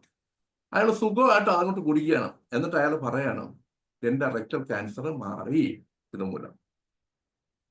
റെക്ടസിൽ ക്യാൻസർ ആയിരുന്നു, ആ ക്യാൻസർ മാറിയത് എങ്ങനെയാണ്? സോഡാപ്പൊടി, സോഡ ബൈകാർബും ബ്രക്കോളിയും. അതുകൊണ്ട് സോഡാപ്പൊടി ഉപയോഗിക്കാം. സോഡാപ്പൊടിയാണ് ഞാൻ നോക്കിയിട്ട് ഏറ്റവും പെട്ടെന്ന് ആസിഡിറ്റി കുറയ്ക്കാൻ പറ്റുന്ന ഒരു വസ്തു. സോഡാപ്പൊടി ചോദിച്ചോ? വെള്ളത്തിൽ കലക്കി കുടിക്കുവോ? വെള്ളത്തിൽ കലക്കിയും കുടിച്ചാൽ ഭയങ്കര മരുന്നാണ്. ചിലര് കാരണം വെച്ചാൽ ചിലരൊക്കെ ഏത് മരുന്ന് കൊടുത്താലും നെഞ്ചരിച്ചിൽ കുറയില്ല. ഹാർട്ടിന്റെ പ്രശ്നവും അല്ല. ഇനിയിപ്പൊ ഇതങ്ങനെ പ്രയോഗിച്ചു നോക്കാതെ രക്ഷ. നോക്ക് പെട്ടെന്ന് മാറും, മിനിറ്റുകൾക്കകത്ത് മാറും. അത് ഞാനിത് എനിക്ക് എങ്ങനെ കിട്ടിയെന്ന് പറഞ്ഞിരുന്നാൽ, ഒരിക്കൽ ഒരു സ്ത്രീ, ഒരു വയസ്സി, അവര് ഭയങ്കര ശ്വാസം മുട്ടുകാരിയാണ്. അപ്പൊ അവര് പറഞ്ഞു, എന്റെ അമ്മായിയപ്പൻ അയാള് ആണെങ്കിൽ ദിവസം എന്താ വന്ന് കിടന്നിട്ട് പറയും സോഡാപ്പൊടി എടുത്തൊരു 3 സ്പൂൺ അങ്ങോട്ട് തട്ടിയിട്ട് വെള്ളം ഇട്ട് ഒരു കുടിയാണ്. നല്ല പ്രായമായി. അവസാനം ഒരു ദിവസമായപ്പോൾ ഇദ്ദേഹം വന്ന് കിടന്നിട്ട് ഒരു ശ്വാസം വലിക്കുന്ന സൗണ്ട് മാത്രം കേട്ട് ആള് തീർന്നു പറഞ്ഞു. നല്ല എളുപ്പം പ്രായമായ മനുഷ്യനും. അപ്പോൾ ഇദ്ദേഹത്തിന്റെ എളുപ്പം മരുന്ന് അതാണെന്ന്. ഇദ്ദേഹത്തിന്റെ മരുന്ന് അതാണ്. എളുപ്പം മരിക്കുകയും ചെയ്യുമെന്ന്. അങ്ങനെയല്ല, അയാൾ നല്ല പ്രായമായത് മരിച്ച ആളാണ്. അപ്പൊ മരണം പോലും വളരെ സുഖകരമായിരുന്നതാണ് ഞാൻ ഈ പറഞ്ഞത്. അയാൾ മരിച്ചത് അറിഞ്ഞില്ല. മോളെ ഇത്തിരി വെള്ളം എടുക്കുന്ന പറഞ്ഞു അവിടെ വെളിയിൽ കിടന്നിട്ട് ഉടൻ തിരിച്ചു വന്നപ്പോൾ കാണാൻ ആള് മരിച്ചു കിടക്കുന്നത്. അത്ര പെട്ടെന്ന് പോയി. നല്ല മരണവും കിട്ടി. നമ്മളിപ്പോ കൽക്കേറിയ കാൽസ്യം കാർബണേറ്റ് അല്ലേ? ആ ഹാനിമാന്റെ ഇതിൽ ഞാനൊരു കൽക്കേറിയ കാർബ് പഠിച്ചു തീർന്നാൽ നമ്മൾ ഒരുമാതിരി മെറ്റീരിയൽ മെഡിക്കുക പകുതിയായെന്ന് ഞാൻ പറയും. കാരണം എന്താ വെച്ചാൽ കൽക്കേറിയ കാർബ് തൊടാത്ത മേഖലയില്ല ശരീരത്തിൽ. ഏറ്റവും നമ്പർ 1 മെഡിസിനായിട്ട് ഞാൻ കണ്ടിട്ടുള്ള നമ്മുടെ ഒരു 3-4 മരുന്നുകളിൽ ഒന്ന് കൽക്കേറിയ കാർബാണ് നമ്പർ 1. പിന്നെ ബെൽഡോണ, പിന്നെ കാർബോവേസ് ഒക്കെയാണ് ഞാൻ കണ്ട ഏറ്റവും വലിയ മരുന്ന്. പിന്നെ പൾസെറ്റില.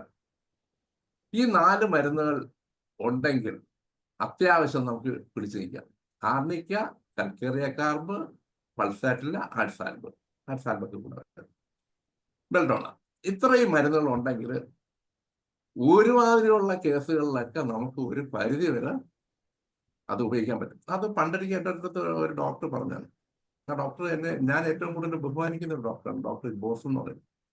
അദ്ദേഹം ഒരിക്കൽ പറയാണ്, ഹ്യൂബർട്ടെ, അദ്ദേഹത്തെ ചികിത്സിക്കുന്ന ഞാൻ അത്ഭുതങ്ങൾ കണ്ടിട്ടുള്ളത്. വളരെ പുള്ളി 5000 രൂപയൊക്കെ വാങ്ങിക്കും ഒരു ഡോസ് മറ്റേ ആഴ്സനിക് ആൽബൊക്കെ കൊടുത്തിട്ട്. അങ്ങനെ ഒരു പാർട്ടി. ഇത് ഞാനീ പറയുന്ന 5000 എന്നൊക്കെ പറയുന്നത് ഇപ്പോഴൊന്നും അല്ല, 82-ലൊക്കെ പുള്ളി വാങ്ങിക്കുമായിരുന്നു 5000 രൂപ. ഒരു തുള്ളി മരുന്നൊക്കെ കൊടുത്തിട്ട് അപ്പോൾ എൻ്റെ മുമ്പിൽ നിന്നിട്ട് പുള്ളി ഇങ്ങനെ മരുന്ന് ഒന്ന് തുടച്ചിട്ട് ഇത് ചെയ്തിട്ട് പുള്ളി അന്നൊക്കെ 2 രൂപ 3 രൂപ ട്രീറ്റ്മെന്റ് നമ്മൾ ചെയ്യുന്ന സമയത്ത് പുള്ളി അന്ന് 100 രൂപ 150 രൂപയൊക്കെ വാങ്ങിക്കുമായിരുന്നു. പുള്ളി പറയുന്നതെന്ന് പറഞ്ഞിരുന്നാൽ പുള്ളി വാങ്ങിക്കുന്നതൊക്കെ 450 ml ബോട്ടിലാണ്. എന്നിട്ട് പുള്ളി പറയുന്ന അടപ്പ് വെച്ചൊന്ന് തുടച്ചേ ഉള്ളൂ. മരുന്ന് പറയുന്ന മരുന്ന് കൊടുത്ത് നിങ്ങൾ കുളമാക്കാതിരുന്നാൽ മതി എന്നാണ് പുള്ളി പറയുന്നത്. അപ്പൊ ഞാനത് പുള്ളിയുടെ ഒരിക്കൽ കണ്ടത് എന്താന്ന് വെച്ചാൽ ഒരു വലിയ മുറിവ് പുള്ളി ചുമ്മാ അങ്ങ് സ്റ്റിച്ച് ചെയ്യാണ്. ഞാനങ്ങ് അത്ഭുതപ്പെടുകയായിരുന്നു. ഒരു 10-25 തയ്യലിട്ട് ഒരു കരിക്കല്ല് വീണ് കീറി ഇങ്ങ് പോയത്. എന്നിട്ട് പുള്ളി എൻ്റെ അടുത്ത് ഞാൻ നോക്കിയപ്പോൾ, ഞാൻ ഇത് മുൻപ് ഷെയർ ചെയ്തിട്ടുള്ള കാര്യമാണ്, ഞാൻ നോക്കി ഒന്നും ചെയ്യുന്നില്ല, വേറെ ഒന്നും കൊടുത്തിട്ട് ഒരു മരുന്ന് കൊടുത്തിട്ട് പുള്ളി അങ്ങ് തെക്കുകയാണ്.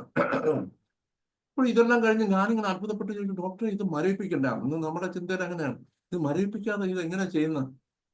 ഉടമ ഇവിടെ ഇത് എന്തിനു വേണ്ടിയാണ് ആൾക്കാർ എന്താണ് ഈ ഇത് ചെയ്യുന്നത്? അത് അവർക്ക് പേടിച്ചിട്ടാണ്, അല്ലാതെ ഈ കുത്തുന്നതിലൊന്നും വലിയ വേദനയൊന്നും ഇല്ല. അത് പേടിയുള്ളത് കൊണ്ടാണ്. ആ പേടി മാറാനായിട്ടുള്ള എന്തെങ്കിലും കൊടുത്താൽ മതിയെന്നു. അപ്പൊ ഞാൻ എൻ്റെ അടുത്ത് എന്നിട്ട് പേടിക്ക് എന്താ വരുന്നത്? ഞാൻ പറഞ്ഞ അക്കണൈറ്റ്. ആ അക്കണൈറ്റ് കൊടുത്തിട്ട് നീ ചെയ്തു നോക്ക്, അവർ മര്യാദയ്ക്ക് ഇരുന്ന് തരും, ഒരു കുഴപ്പമില്ല. സംഭവം ശരിയാണ് കേട്ടോ. അക്കണൈറ്റ് കൊടുത്തിട്ട് ഇത് ചെയ്തു. അതുപോലെ പുള്ളി ചെയ്ത് അന്ന് ഞാൻ ശരിക്കും അന്തം വിട്ടുപോയി. ഞാൻ ചെയ്തിട്ടുണ്ട്. പിന്നെ അതിന് ശേഷം ഞാൻ അക്കണൈറ്റ് കൊടുത്തിട്ട് ആൾക്കാരൊന്നും പരാതിയൊന്നുമില്ല. ആ ആൾക്കാർ ഇട്ടുന്നില്ല, വലിയ കുഴപ്പമൊന്നുമില്ല ചെയ്യാനൊക്കെ.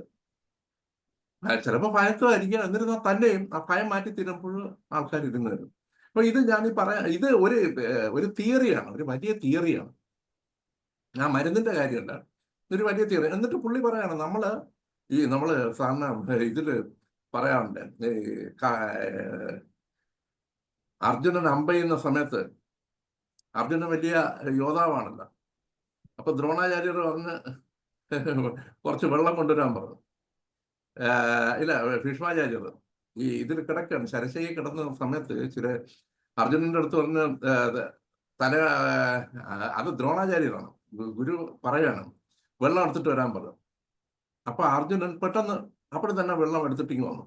അക്കാലത്ത് അപ്പോൾ കുറെ ദൂരമാണ് വെള്ളം കിട്ടുന്നത്. അപ്പൊ അതിനെക്കുറിച്ച് പറഞ്ഞപ്പോൾ വേലക്കാരോട് ദ്രോണാചാര്യ ദേഷ്യത്തോടു കൂടി ചോദിച്ചു, അവൻ ഇരുട്ടത്ത് വെച്ച് ആഹാരം കൊടുത്തോന്ന് ചോദിച്ചു. അപ്പൊ അവർ പറഞ്ഞു, ഞാൻ പറഞ്ഞിട്ടില്ല അവൻ ഒരിക്കലും ഇരുട്ടത്ത് വെച്ച് ആഹാരം കൊടുക്കരുത്. കാരണം എന്താണ്? ഇരുട്ടത്ത് പെട്ടെന്ന് അന്നത്തെ ആ വിളക്ക് അണഞ്ഞപ്പോ അർജുനൻ ഓട്ടോമാറ്റിക്കായിട്ട് പ്ലേറ്റിൽ നിന്ന് ആഹാരം വായിക്കകത്തോട്ട് പോയി. അപ്പൊ വഴി നേരെ ലൈറ്റ് കാണാതെ തന്നെ പോയി. അപ്പോൾ അർജുനൻ എന്ത് ചെയ്തെന്ന് പറഞ്ഞാലും, അർജുനൻ തന്റെ മനസ്സിൽ ധ്യാനിച്ചുകൊണ്ട് തന്റെ അമ്പ ചെയ്ത് തീർന്നപ്പോൾ വെള്ളം ഇങ്ങെത്തി. വെള്ളം ഇരുന്ന് അടുത്തുനിന്ന് കുത്തി വെള്ളം തിരിച്ച് അടുത്തെത്തി എന്നാണ് അതിന്റെ അടിസ്ഥാന തിയറി. ഇത് ചിലപ്പോ ചിലർ പറഞ്ഞു അത് അങ്ങനെയൊക്കെ നടക്കും, ഇങ്ങനെ നടക്കും. അതിന്റെ അല്ല. നമ്മൾ ഒരു സംഗതി ലക്ഷ്യമിട്ട് അതിലോട്ട് എറിഞ്ഞു തീർന്നാൽ അതിലേക്ക് കൊള്ളും. ലക്ഷ്യം ഏറ്റവും പ്രധാനമാണ്. അതുപോലെ തന്നെ നമ്മൾ അതിൽ തന്നെ കേട്ടിട്ടുണ്ട്, അമ്പ ചെയ്യുന്ന സമയത്ത് ദ്രോണാചാര്യർ ഓരോരുത്തരെ പിടിച്ചു നിർത്തിയിട്ട് ചോദിക്കുകയാണ്, ഓരോരുത്തരെ പറയും ഇതിന്റെ പക്ഷിയുടെ കണ്ണിലേക്ക് അമ്പ ചെയ്യാനായിട്ട്. അപ്പൊ ഓരോരുത്തർ വന്നിട്ട് നീ എന്ത് കാണുന്നു ചോദിച്ചു. അപ്പോൾ ഞാൻ മരം കാണുന്നു, അതിലൊരു പക്ഷി ഇരിക്കുന്നത് കാണുന്നുണ്ട്, പക്ഷിയുടെ പുറകിൽ അതാണ് ഇതാണ്. നീ മാറിയിരിക്കാൻ പറഞ്ഞു. അടുത്ത ആൾ വരാൻ പറഞ്ഞു. ഓരോരുത്തർ ആകാശം കാണുന്നു, മറ്റേ കാണുന്നു, ഇത് കാണുന്നു എന്നൊക്കെ പറഞ്ഞു. അർജുനന്റെ അടുത്ത് ചോദിച്ചു. അർജുനൻ വന്ന് നിന്നപ്പോൾ പറഞ്ഞു അമ്പ ഇത് അതിന്റെ കണ്ണിൽ കൊള്ളിക്കാൻ പറഞ്ഞപ്പോൾ നീ എന്ത് കാണുന്നു എന്ന് പറഞ്ഞു. അപ്പോഴും അർജുനൻ മറ്റൊന്നും പറഞ്ഞില്ല. അർജുനൻ പറഞ്ഞു ഞാൻ ആ പക്ഷിയുടെ കണ്ണ് കാണുന്നു. അപ്പോൾ പറഞ്ഞു എഴുതോളാൻ പറഞ്ഞു, എഴുതി വീഴ്ത്തി. ഇതുപോലെ നമ്മൾ ഒരു ലക്ഷ്യമിടുമ്പോഴും ഒരു കേസ് നമ്മൾ ട്രീറ്റ് ചെയ്യുന്ന സമയത്ത്, ലക്ഷ്യമിടുന്ന സമയത്ത് എപ്പോഴും നമ്മുടെ ഉള്ളിൽ ആ ലക്ഷ്യം കാണണം. അവിടെയാണ് ഡയഗ്നോസിസ്. ഈ നമ്മുടെ ഹാനിമാൻ പറഞ്ഞിട്ടുള്ള നോളജ് ഓഫ് ഡിസീസ് അത് ഏറ്റവും പ്രധാനമാണ്. അല്ല സിംറ്റം നോക്കിക്കൊണ്ടിരുന്ന് പറഞ്ഞാൽ നമുക്ക് അറിയില്ല. നമ്മൾ ഒരിക്കൽ ഞാൻ ഒരു അലോപ്പതി ഡോക്ടറാണ്. ഞങ്ങൾക്ക് ഈ ഇവിടെ റൂറലിൽ പോയപ്പോഴും ആ ഡോക്ടർ ആദ്യം പറഞ്ഞു ഒരു കേസ് എടുക്കാൻ പറഞ്ഞു. അപ്പൊ നമ്മുടെ കുട്ടികളൊക്കെ അറിയാമല്ലോ, എല്ലാവരും അയാളുടെ ഇത് എല്ലാം എഴുതി ഉടൻ ഡോക്ടർ ചോദിച്ചു what is your finding, where is the case, what is your finding. ഉടൻ എല്ലാവരും സിംറ്റം എല്ലാം പറഞ്ഞു. അതൊന്നും അല്ല, അയാളുടെ കുഴപ്പം എന്താണ്. ഉടൻ എല്ലാവരും എന്താണ് കുഴപ്പം. അപ്പോഴ് പുള്ളി പറയണം അദ്ദേഹത്തിന് കാല് ശ്രദ്ധിച്ചു എന്ന് ചോദിച്ചു. അപ്പൊ നമ്മൾ കാല് കണ്ടു. അപ്പൊ നോക്കിയപ്പോൾ കാല് മുറിച്ചിരിക്കുന്നു, വിരലുകളെല്ലാം മുറിച്ചിരിക്കുന്നു. അതെന്തുകൊണ്ടാന്ന് ചോദിച്ചു. അതാണ് കേസ് ടേക്ക്. ഒരാളെ കാണുമ്പോൾ നമുക്ക് അയാളുടെ കേസ് എന്താന്ന് പറഞ്ഞത് അതാണ് അയാളുടെ കേസ്. അപ്പൊ അതിൽ പറയണേ കാല് മുറിച്ചതിന്റെ കാരണം എന്താണ്, ഇയാളൊരു പുകവലിക്കാരനാണ്. നിങ്ങൾ ആദ്യം മനസ്സിലാക്കേണ്ട അതാണ്. പുകവലി നമ്മൾ സിംറ്റം എഴുതി വെച്ചിരുന്ന കേസാവത്തില്ല. ദ ഫൈൻഡിങ്, അതായത് ഡയഗ്നോസിസ് എന്ന് പറയുന്നത്, നോളജ് ഓഫ് ഡിസീസ് എന്ന് പറഞ്ഞാൽ ഡയഗ്നോസിസ്. എല്ലാവരും ചിലർ വിചാരിക്കുന്ന ഡയഗ്നോസിസ് എന്ന് പറഞ്ഞാൽ ഏതെങ്കിലും ഒരു പേര് പറയുന്നതിന്റെ പേരാണ് ഡയഗ്നോസിസ് എന്ന് പറയുന്നത്. അതല്ല ഡയഗ്നോസിസ്. ആ മനുഷ്യന് what is to be cured, അല്ലെങ്കിൽ what is the abnormality we can see in that patient. ഒരു അബ്നോർമാലിറ്റി, അയാളുടെ ഉള്ളിൽ ഒരു അബ്നോർമാലിറ്റി കാണും. ഒരിക്കൽ ഞാൻ ചെറിയൊരു സംഭവം പറയാം. ഒരിക്കൽ ഒരാൾ എൻ്റെ അടുത്ത് വന്ന് ഒരു കൗൺസിലിങ്ങിനാണോ, ഭാര്യയും ഭർത്താവും കൂടെ കൗൺസിലിങ്ങിന് വന്ന് കിടന്നപ്പോൾ ഇദ്ദേഹം പറഞ്ഞു ഇദ്ദേഹത്തിൻ്റെ ഒരു തലവേദനയാണ്, ഭയങ്കര ഒരു പ്രശ്നമാണ്, 17 വർഷങ്ങളായിട്ട് തലവേദനയാണ് ഇതൊക്കെ പറഞ്ഞു. അപ്പൊ കൗൺസിലിംഗ് തന്നെ വന്നതാണ്. അപ്പോൾ പുള്ളിയുടെ ഭാര്യ ഓരോ കാര്യങ്ങൾ പറയുന്നുണ്ട്. അപ്പൊ ഇയാൾ ഉടൻ നിർത്ത്, കുട്ടി സംസാരിക്കരുത്, കുട്ടി നിർത്തുന്ന പറഞ്ഞു. അപ്പൊ ഇയാളൊരു ക്യാപ്റ്റനാണ്, ഒരു കപ്പലിലെ ക്യാപ്റ്റനാണ്. ഈ മനുഷ്യന് എല്ലാം പറഞ്ഞിട്ട് പറഞ്ഞു എൻ്റെ മോന് ഒന്നും ആയില്ല, എൻ്റെ മരുമോനാണെങ്കിൽ അമേരിക്കയിൽ ഭയങ്കര ഒരു പൊസിഷനിൽ ഇരിക്കുകയാണ്, അവന് ഭാര്യ. ഇവനെ ഞാൻ അന്ന് അമേരിക്കയിൽ വിടാൻ നോക്കിയിട്ട് ഒന്നും നടന്നില്ല, ഇവൻ പോകത്തില്ല. എന്നിട്ട് ഇതിൻ്റെ ഇടയ്ക്ക് ഭാര്യ സംസാരിക്കുമ്പോഴെല്ലാം ഇയാള് സ്റ്റോപ്പ് ചെയ്യിപ്പിക്കുന്നു. കുട്ടി മിണ്ടാതിരിക്കുന്നു, ഞാൻ അങ്ങനെയാണ് ഇങ്ങനെയാണെന്നൊക്കെ ഇയാളുടെ വീരവാദങ്ങളൊക്കെ ഇങ്ങനെ പറയാണ്. ഞാൻ ആരെയും ഇല്ല അത് ഇതെന്നൊക്കെ പറഞ്ഞ് ഞാൻ ഒരു കാര്യം തീരുമാനിച്ച് അങ്ങനെ ചെയ്യും ഇങ്ങനെ ചെയ്യുന്നെല്ലാം പറഞ്ഞു. എന്നിട്ട് എനിക്കൊരു തലവേദന ഉണ്ട്, ഞാൻ ഒരുപാട് പേരെടുത്ത് കൗൺസിലിങ്ങിന് പോയിട്ടുണ്ട്, പക്ഷെ ഒന്നും ശരിയായിട്ടില്ല, നിങ്ങളുടെ അടുത്ത് ഇപ്പൊ കൗൺസിലിങ്ങിന് വന്നിരിക്കുന്നു പറഞ്ഞ് പ്രശസ്തരുടെ കുറെ പേരൊക്കെ പറഞ്ഞു. അപ്പൊ ഞാൻ അടുത്തടിക്ക് എന്തോ മനസ്സിൽ തോന്നിട്ട് ചോദിച്ചു മോൻ നിങ്ങളെ ആണോ എന്ന് ചോദിച്ചു. ഇയാൾ പെട്ടെന്ന് ഇങ്ങനെ ഷൗട്ട് ചെയ്യുമ്പോൾ ഒന്ന് ഇതോട്ടു എന്തോ അങ്ങനെ ചോദിച്ചതെന്ന് ചോദിച്ചു. അപ്പൊ പെട്ടെന്ന് പെട്ടെന്ന് മോൻ നിങ്ങളുടേതാണോ എന്ന് ചോദിച്ചപ്പോ ഇയാൾ പെട്ടെന്ന് വല്ലാതെ ഷോക്ക് അടിച്ച പോലെ അതെന്തോ അങ്ങനെ ചോദിച്ചു. ഞാൻ പറഞ്ഞു നിങ്ങളുടെ സ്വഭാവമല്ലേ കാണത്തുള്ളൂ എന്ന് പറഞ്ഞു. ഉടനെ അയാൾ ചാഞ്ഞങ്ങിരുന്നു. ഞാൻ പറഞ്ഞു നിങ്ങളുടെ സ്വഭാവമേ കാണത്തുള്ളൂ, നിങ്ങളുടെ മോന് വേറെ ആരെങ്കിലും കൊണ്ട് അവന്റെ ഓശാരത്തിൽ ജീവിക്കാൻ ഇഷ്ടമല്ല, അവൻ സ്വന്തം കാലിൽ നിന്ന് ജീവിക്കാനുള്ള ആഗ്രഹമാണ്. അവൻ എന്ത് ചെയ്യുന്നു എന്ന് ചോദിച്ചു. അപ്പൊ നോക്കിയപ്പോൾ അവൻ ഒരു എഞ്ചിനീയറാണ്, നാട്ടിലൊരു എഞ്ചിനീയറാണ്, ടൈറ്റാനിയം പ്ലാന്റിൽ ജോലി ചെയ്യുകയാണ്, വലിയൊരു ഉദ്യോഗസ്ഥനാണ്, സ്വന്തമായിട്ട് വീടുണ്ടാക്കി, സ്വന്തമായിട്ട് കാറുണ്ടാക്കി, സ്വന്തമായിട്ട് കമ്പ്യൂട്ടർ, അന്നൊക്കെ കമ്പ്യൂട്ടറിന് 2-3 ലക്ഷം രൂപ ഉണ്ടായിരുന്ന സമയത്ത് അയാൾ കമ്പ്യൂട്ടറൊക്കെ ഉണ്ടാക്കി അവൻ നന്നായിട്ട് ജീവിക്കുകയാണ്. അവന് നിങ്ങളുടെ മരുമോന്റെ ഓശാരത്തിന് ജീവിക്കാൻ ഇഷ്ടമല്ല, നിങ്ങളെപ്പോലെയുള്ള സ്വഭാവമാണ്. ഇയാൾ പറയാണ് പെട്ടെന്ന് നമ്മള് മറ്റേ മോഹൻലാലിന്റെ ഒരു സിനിമ ഉണ്ടല്ലോ, ഒരു കിളി പറന്നു പോയത്, കുതിരട്ടം പപ്പ പറയും പോലെ ഇവിടുന്ന് അകത്തു നിന്നൊരു കിളി പറന്നു പോയത്. നമ്മുടെ ഇവരുടെ ഡാൻസ് ഉള്ള ഒരു സിനിമ ഉണ്ടല്ലോ, ആരുടെ, മണിച്ചിത്രത്താഴത്തെ പോലെ ആ ഒരൊറ്റ ചോദ്യത്തോടു കൂടി അദ്ദേഹത്തിന്റെ 17 വർഷത്തിന്റെ തലവേദന പോയെന്നാണ് നമ്മുടെ ഒരൊറ്റ ചോദ്യം. അതായത് അതാണ് പ്രശ്നം. ഒരു മനുഷ്യരുടെ പ്രശ്നം എന്ന് പറഞ്ഞിരുന്നാലും നമുക്ക് എക്സാക്ട് ആൻസർ ചില ചോദ്യങ്ങൾക്ക് കിട്ടാതെ ഇരുന്നിരുന്നാൽ തലവേദന എടുത്തുകൊണ്ടേയിരിക്കും ജീവിതകാലം. ഒരൊറ്റ ചോദ്യമായിരിക്കും, ഒരൊറ്റ ചോദ്യം. ആരെങ്കിലും പറഞ്ഞിട്ടുള്ള ഈ മനസ്സിന്റെ ശക്തി എന്ന് പറഞ്ഞിരുന്നാൽ അത്രയാണ്. ഒരൊറ്റ ചോദ്യത്തിന് ഉത്തരം കിട്ടാതെ എന്ന് പറഞ്ഞാൽ നമുക്ക് പണ്ട് ഈ നെപ്പോളിയൻ ബോണാപ്പാർട്ടിനെ കുറിച്ച് പറയുന്ന ഇതാണ്. അവൻ വലിയ ഒരു മണ്ടനായിരുന്നു. ഒരു ദിവസം അവനോട് ഒരാൾ പറഞ്ഞു, ഒരു സ്ത്രീ പറഞ്ഞു, നീ ലോകത്തെ ഒരു വലിയ ആളാവോ. അന്ന് ഇവൻ ക്ലാസ്സിൽ ഇരുന്ന് കണക്ക് ചെയ്ത്, അതുവരെ കണക്ക് ചെയ്യാത്ത കുട്ടി അന്ന് വീട്ടിൽ പോലും പോകാതെ അവിടെ ഇരുന്ന് ഉറങ്ങി. അവസാനം രാത്രിയിലെ ഗ്രാമങ്ങളിൽ എപ്പോഴോ അവൻ കണക്കിന്റെ ഉത്തരം കണ്ടെത്തി അവൻ എഴുതി വെച്ചിട്ട് അവിടെ ക്ലാസ്സിന്റെ കുഴിനകത്ത് കിടന്നു. അതായിരുന്നു നെപ്പോളിയൻ ബോണാപ്പാർട്ട്. ഇങ്ങനെ ചോദ്യങ്ങൾക്ക് പലപ്പോഴും ഉത്തരം കിട്ടാത്ത കേസുകൾ. പല്ലുവേദന, തലവേദന എന്ന് പറഞ്ഞിട്ടുണ്ടെങ്കിൽ പല്ല് കേടായിട്ടിരിക്കുന്ന പല്ലായിരിക്കും. അതാണ് അവന്റെ പ്രശ്നം. അതാണ് കേസ് ടേക്കിംഗ് എന്ന് പറഞ്ഞാൽ ഒരു പല്ല് പുഴുത്തിരിക്കുകയായിരിക്കും അറ്റത്ത്.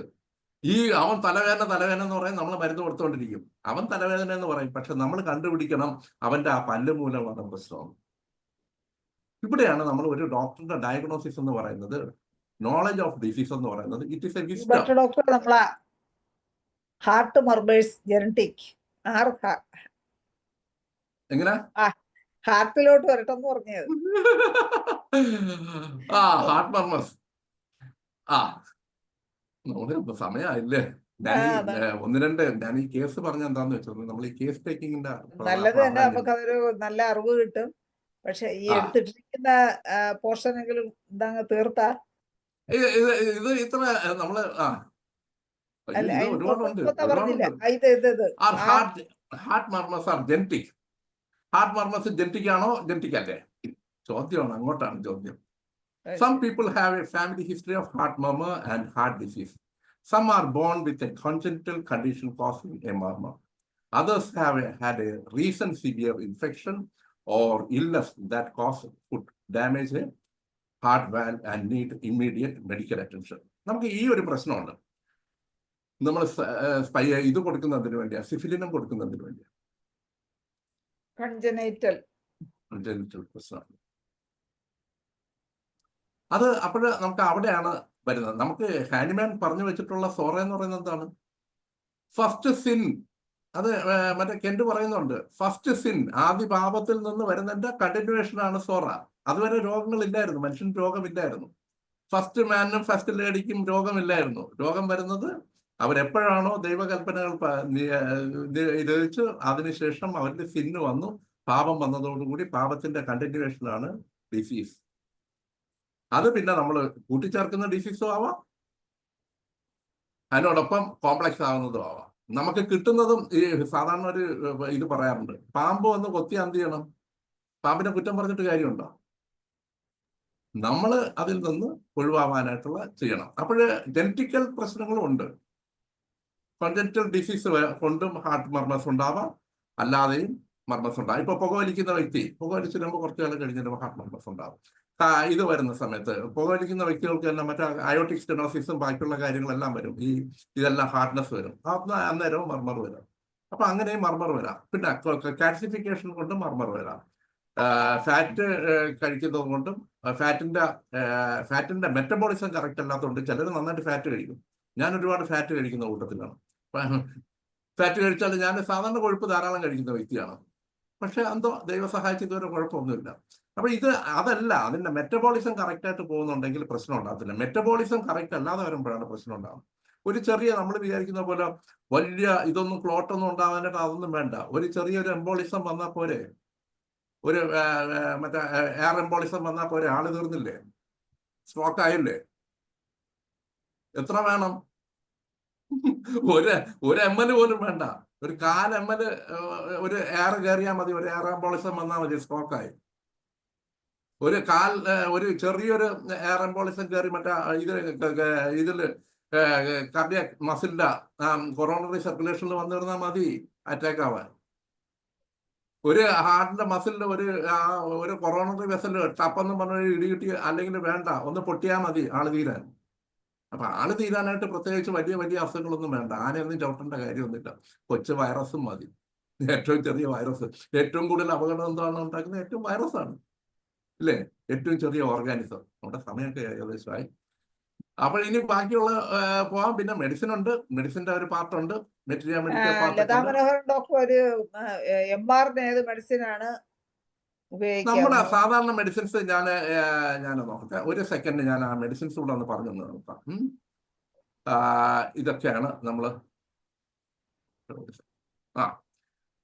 അഡോണിസ്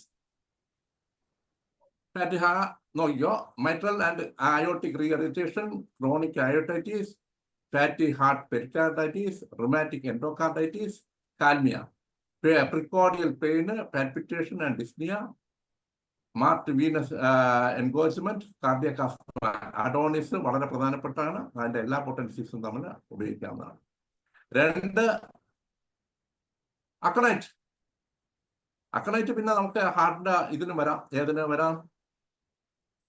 ഹാർട്ടില് ഇത് വരുന്ന കറണ്ടിനുള്ള പ്രശ്നങ്ങളിലെല്ലാം അക്കണൈറ്റ് വളരെ യൂസ്ഫുൾ ആണ്. ECG വേരിയേഷൻസ് ഒക്കെ വരുന്ന സമയം. 3-മത്തത് കൽക്കരി ഫ്ലോർ നേരത്തെ പറഞ്ഞു കഴിഞ്ഞു. അതിൽ ഏറ്റവും പ്രധാനം circulatory organs, chief remedy for vascular tumours with dilated blood vessels and for varicose or enlarge veins. ഇതൊക്കെ ഹാർട്ടിൽ സംഭവിക്കുന്നുണ്ട്. Aneurysm, valvular disease, when the tuberculosis toxins, when the tuberculosis toxins attack the heart and blood vessels. അതിൻ്റെയൊക്കെ ട്യൂബർകുലോസിന്റെ ഒക്കെ toxins നേരത്തെ ഞാൻ പറഞ്ഞ ഈ മസിലിന്റെ weakness. പിന്നെ അടുത്ത കൽക്കരി ഫ്ലോർ കഴിഞ്ഞു. പിന്നെ അടുത്തത് വിസ്കം ആൽബം, ഹൈപ്പർട്രോഫി വിത്ത് വാൽവുലാർ ഇൻസഫിഷ്യൻസി. അതും പൊട്ടൻസി 30-200 എല്ലാം നല്ല യൂസ്ഫുൾ ആണ്. പിന്നെ ഈ ഹാർട്ട് മസിൽസിന് നമ്മൾ മരുന്ന് കൊടുത്തു തന്നാൽ കുറവ് കിട്ടിത്തരുന്ന ഉടൻ മരുന്ന് നിർത്തണം, പിന്നെ കൊടുത്തുകൊണ്ടിരിക്കും. കണ്ടിന്യൂസ് മെഡിക്കേഷൻ പാടില്ല. പിന്നെ ക്രാറ്റേജസ് നല്ല മെഡിസിനാണ്. ഞാൻ പലർക്കും ഹാർട്ടിന്റെ ആരിത്മിയൊക്കെ മാറിയിട്ടുണ്ട്, റിതമൊക്കെ മാറിയിട്ടുണ്ട്. റിതത്തിന് ഉള്ള കുഴപ്പങ്ങളെല്ലാം ഹാർട്ട് റിതംസിനൊക്കെ, ഹാർട്ട് സൗണ്ട്സ് ഒക്കെ നോർമൽ ആയിട്ടുണ്ട്. പലർക്കും ഹാർട്ട് സൗണ്ട്സ് നോർമൽ ആയിട്ടുണ്ട്. പിന്നെ അടുത്തത് സ്പൈജീരിയ. അത് റൂമാറ്റിക് ഹാർട്ട് ഡിസീസിന് ഏറ്റവും കൂടുതൽ ഹെൽപ്ഫുൾ ആണ്. റൂമാറ്റിസം ഉള്ള വ്യക്തികൾക്ക് കാലുവേദന അത് ഇതൊക്കെ വന്നിട്ട് പിന്നെ അത് കഴിഞ്ഞ് കുറച്ച് കഴിയുമ്പോൾ ചെസ്റ്റ് പെയിനിലോട്ട് പോകും. അങ്ങനെയുള്ള ഇതിനൊക്കെ സ്പൈജീരിയ വളരെ ആവില് ശ്രദ്ധിക്കേണ്ട ഒരു കാര്യം. ചില ആൾക്കാരോട് നമ്മൾ ചോദിക്കുക, കാല് തറയിൽ തൊടുമ്പോൾ എന്തെങ്കിലും പറ്റിയിരിക്കുന്ന പോലുള്ള ഫീലിംഗ് ചിലപ്പോൾ ചില ആൾക്കാർക്ക് കൊണ്ടാണ്. അത് കാലിനകത്ത് നീരുള്ളത് കൊണ്ടാണ്.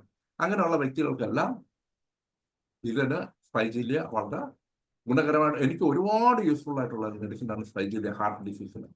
പിന്നെ അടുത്ത ഫോസ്ഫറസ് നമ്മൾ പറഞ്ഞു കഴിഞ്ഞു. Violent palpitation with anxiety while lying on side, pulse rapid small and soft, atrial fibrillation, atrial flutter, ഇതിനെല്ലാം നമ്മൾ ഉപയോഗിക്കാൻ പറ്റുന്ന മെഡിസിനാണ് ഫോസ്ഫറസ്. ഫോസ്ഫറസ് ഉപയോഗിക്കുമ്പോൾ നമ്മളത് ശ്രദ്ധിച്ചുപയോഗിക്കണം.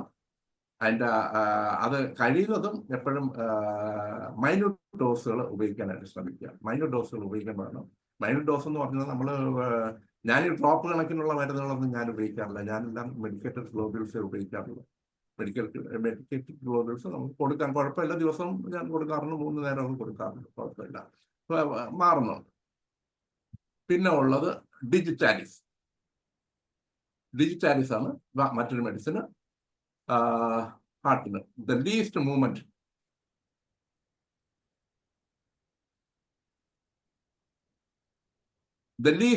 causes violent palpitation, നെഞ്ചുടിപ്പ്, ഭയങ്കരമായിട്ടുള്ള നെഞ്ചുടിപ്പ്, and sensation as if it would cease beating if he moves opposite gelsemium. Gelsemium. Gelsemium ഭയങ്കര മരുന്നാണ് കേട്ടോ. ഹാർട്ടിന് 1 mm 10 mm CM എല്ലാം ഉപയോഗിക്കാം. തലവേദനയ്ക്ക് ഹെഡേക്കിന് നല്ല ാണ്.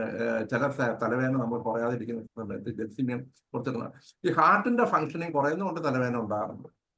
ഹാർട്ടിൽ നിന്നുള്ള പമ്പിങ് ശരിക്കും ബ്ലഡ് കിട്ടാതെ വരുന്ന സമയത്ത് തലയിൽ വേദന ഉണ്ടാകും. അത് ശരിക്കും അനീമിയാണ്. തലയ്ക്കകത്ത് ഒരു അനിമിക് വിശപ്പുണ്ടായിട്ട് ആ തലയ്ക്ക് വേണ്ട ആവശ്യത്തിനുള്ള ന്യൂട്രീഷൻസ് കിട്ടാതെ വരുന്ന സമയത്ത് തലവേദന ഉണ്ടാകുന്നുണ്ട്. അങ്ങനെയുള്ളവരുടെ പ്രശ്നങ്ങൾക്ക് നമ്മൾ ഹാർട്ട് ചികിത്സിച്ചു തീർന്നാൽ അവരുടെ തലവേദന മാറും. Frequent stitches in heart, irregular heart, especially in of mitral diseases. Very slow pulse, intermittent weak cyanosis, inequality of pulse, it varies, sudden sensation as if heart stood still. നമ്മളെപ്പോഴും ഞാൻ ഒരു കാര്യം ശ്രദ്ധിച്ചിട്ടുള്ള, മരുന്ന് എപ്പോഴും നമ്മൾ വളരെ ഒരു ഡ്രോപ്പൊക്കെ ഇട്ട് കുറെ നമ്മൾ ഡോസ് ഇട്ട് കൊടുത്തിരുന്ന ആൾക്കാർക്ക് ഫ്രീക്വന്റ് ആയിട്ട് ഉപയോഗിക്കാനും പറ്റും. ഒരു 50 millismol സ്കെയിൽ ഉപയോഗിക്കുന്നതിന്റെ ഗുണമുണ്ടാവും. ഇത് 200 ആയിരുന്നാലും 1 ആയിരുന്നാലും നമുക്ക് ഏത് പൊട്ടൻസിയും മിനിമം ഡോസിൽ ഉപയോഗിക്കാമെന്നുള്ളതാണ് ഞാൻ ശ്രദ്ധിച്ചിട്ടുള്ളൊരു കാര്യം. നമുക്കിപ്പോൾ CM ഒക്കെ ഉപയോഗിക്കാം. എല്ലാവരും പേടിക്കും, അയ്യോ CM ഉപയോഗിക്കാം. ഞാൻ CM ഒക്കെ ദിവസം 3 നേരം കൊടുക്കും. ഇത് കേട്ടാൽ ചിലപ്പോൾ പലരും ഇപ്പൊ അയ്യോ CM 3 പ്രാവശ്യം കൊടുക്കും. ഒന്നുമില്ല. നമ്മൾ ഒരു ഗുളിയ CM പൊട്ടൻസി ഒക്കെ ചെയ്തിട്ട് അത് ഒറ്റ ഗുളിയായിട്ട് എടുത്ത് മറ്റേ 1 gram പിൽസ് 1 gramൽ ഇതിലെടുത്തിട്ട് അക്വയിലെടുത്തിട്ട് ഇതിട്ടിട്ട് ദിവസം 3 നേരം വെച്ച് കഴിക്കാൻ പറയാം. അപ്പൊ അതിന് നല്ല എഫക്റ്റ് ആണ്. പെട്ടെന്ന് എഫക്റ്റും കിട്ടും. പിന്നെ ഒരു കാര്യമുണ്ട്, കുറയുമ്പോൾ ഉടൻ നിർത്താനും പറയാം. എപ്പോഴും മെഡിസിൻസ് കുറയുമ്പോൾ ഉടൻ നിർത്താൻ പറ്റുന്നു. പിന്നെ അത് കണ്ടിന്യൂ ചെയ്യാനായിട്ട് പാടില്ല. Irregular heart mitral disease, very slow pulse, intermittent weak cyanosis, sudden ഇത് ഹാർട്ട് നിൽക്കുന്ന പോലുള്ള ഫീലിംഗും, pulse weak and quicken by least emotion, pericarditis. Pericarditis ഹാർട്ടിന്റെ മസിൽസിന് നീര് വരുന്നത്. നമ്മൾ ഒരു കാര്യം മനസ്സിലാക്കുക, ഹാർട്ടാണ് ആദ്യം ഉണ്ടാകുന്നത്. ഞാൻ ആദ്യം പറഞ്ഞല്ലോ. അപ്പൊ ശരീരത്തിന്റെ എല്ലാ ഭാഗത്തിനും ഹാർട്ടിന്റെ സ്വഭാവമുണ്ട്. എല്ലാ സെല്ലിനും ഹാർട്ടിന്റെ സ്വഭാവമുണ്ട്. അതുകൊണ്ട് തന്നെ സെല്ലുലാർ സൈറ്റോളജി മൊത്തം ഹാർട്ടുമായി ബന്ധപ്പെട്ട് കിടക്കുന്നുണ്ട്. അപ്പോൾ നമ്മൾ ഇവിടെ ചികിത്സിച്ചാലും അത് ഹാർട്ടിനെ അഫക്ട് ചെയ്യും. ഹാർട്ടിനെ ചികിത്സിച്ചു തീർന്നാൽ ശരീരത്തിന്റെ എല്ലാ ഭാഗത്തെയും ഒരടി ഹാർട്ടിന് അടിച്ചു തീർന്നാൽ അതിന്റെ അലയടി ശരീരത്തിന്റെ എല്ലാ ഭാഗത്തിലോട്ടും പോകും. അപ്പോൾ ചികിത്സിക്കുമ്പോൾ എപ്പോഴും ഹാർട്ടിന് എന്തെങ്കിലും പ്രശ്നമുണ്ടെങ്കിൽ ഫസ്റ്റിൽ ഹാർട്ടിൽ ചികിത്സിക്കുക. ഹാർട്ടിൽ ചികിത്സിച്ചു തീർന്നാൽ പെരിഫറി ഓക്കെ ആവും. Thank you. സമയം 10:15 10:30. അപ്പോ സമയമില്ല. നമുക്ക് മെഡിസിൻ വേണമെങ്കിൽ അടുത്തൊരു ക്ലാസ് ഒന്നുകൂടെ ചർച്ച ചെയ്യാം. മെഡിസിനെ കുറിച്ച് ചർച്ച ചെയ്യാം. പിന്നെ ബാക്കിയുള്ള കാര്യങ്ങളൊക്കെ അതിനോടൊപ്പം ഇത് ഇന്ന് ഹാർട്ടിന്റെ സൗണ്ട്സിനെ കുറിച്ചുള്ള ഞാൻ ഈ പറയാനായിട്ടുള്ള ഒരു കാര്യം, കാർഡ് എന്നും പറഞ്ഞിട്ടുണ്ട്. കാർഡ് എന്ന് പറഞ്ഞിട്ടൊരു ഞാൻ ഒരു സൈറ്റ് കാണിച്ചെന്നല്ല, ആ സൈറ്റിൽ നോക്കിയാൽ മതി. കാർഡിയാക് സൗണ്ട്സ് കാർഡ് മെത്തേഡ് അങ്ങനെ അടിച്ചാൽ മതി. കാർഡ് മെത്തേഡ് അടിച്ചു തന്നാൽ സുഖമായിട്ട് എളുപ്പത്തിൽ ഗൂഗിളിൽ അടിച്ചു നോക്കിയാൽ card method, heart sounds card method. സ്റ്റെനോസിസിന് ഏത് മെഡിസിൻ ആണ് ഉപയോഗിക്കുന്നത് പറഞ്ഞ്? മിട്രൽ, കൽക്കരി ഫ്ലോർ, കാക്ടസ്, സ്പൈജീനിയൊക്കെ, ഇതെല്ലാം ഈ മരുന്നുകളെല്ലാം എല്ലാ കാര്യത്തിനും ഉപയോഗിക്കും. ഇതെല്ലാം ഹാർട്ടിന് കൊടുത്തിരുന്നാൽ ഉപയോഗം ഉണ്ടാകത്തേ ഉള്ളൂ, ദോഷം ഉണ്ടാകത്തേ ഇല്ല. ധൈര്യമായിട്ട് കൊടുക്കുക. തീർച്ചയായിട്ടും ഹാർട്ടിന്റെ കാര്യമാണ് പറഞ്ഞെങ്കിൽ ഡോക്ടർ ഒത്തിരി കാര്യങ്ങൾ പറഞ്ഞു. വളരെ നല്ലൊരു ക്ലാസ് ആയിരുന്നു. എന്തായാലും ഒരുപാട് ഐഡിയാസ് മനസ്സിലുണ്ട്. ഒരുപാട് കാര്യങ്ങൾ ഡോക്ടർ ഇങ്ങനെ മനസ്സിൽ കിടന്ന അറിവിന്റെ ആ ഒരു ഇതാണ് ഒന്ന് പറയുമ്പോ അതിനെ കുറിച്ച് എത്ര കാര്യങ്ങളാണ് വേറെ പറയുന്നത്.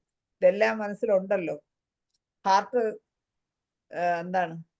നിറഞ്ഞിരിക്കുകയാണ്. അപ്പൊ ശരി, വളരെ സന്തോഷം. വളരെ നല്ല ക്ലാസ് ആയിരുന്നു. നമുക്ക് സമയം ആയതിനാൽ വൈൻഡപ്പ് ചെയ്യാനുള്ള സമയമായി. അതുകൊണ്ട് തന്നെ നമുക്ക് നിർത്തേണ്ടി വരുന്നു.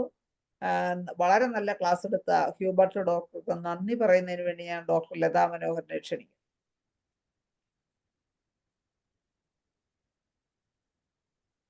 അൺമ്യൂട്ട് ചെയ്തോ ഡോക്ടറെ, കോ ഹോസ്റ്റ് ആക്കിയിട്ട്.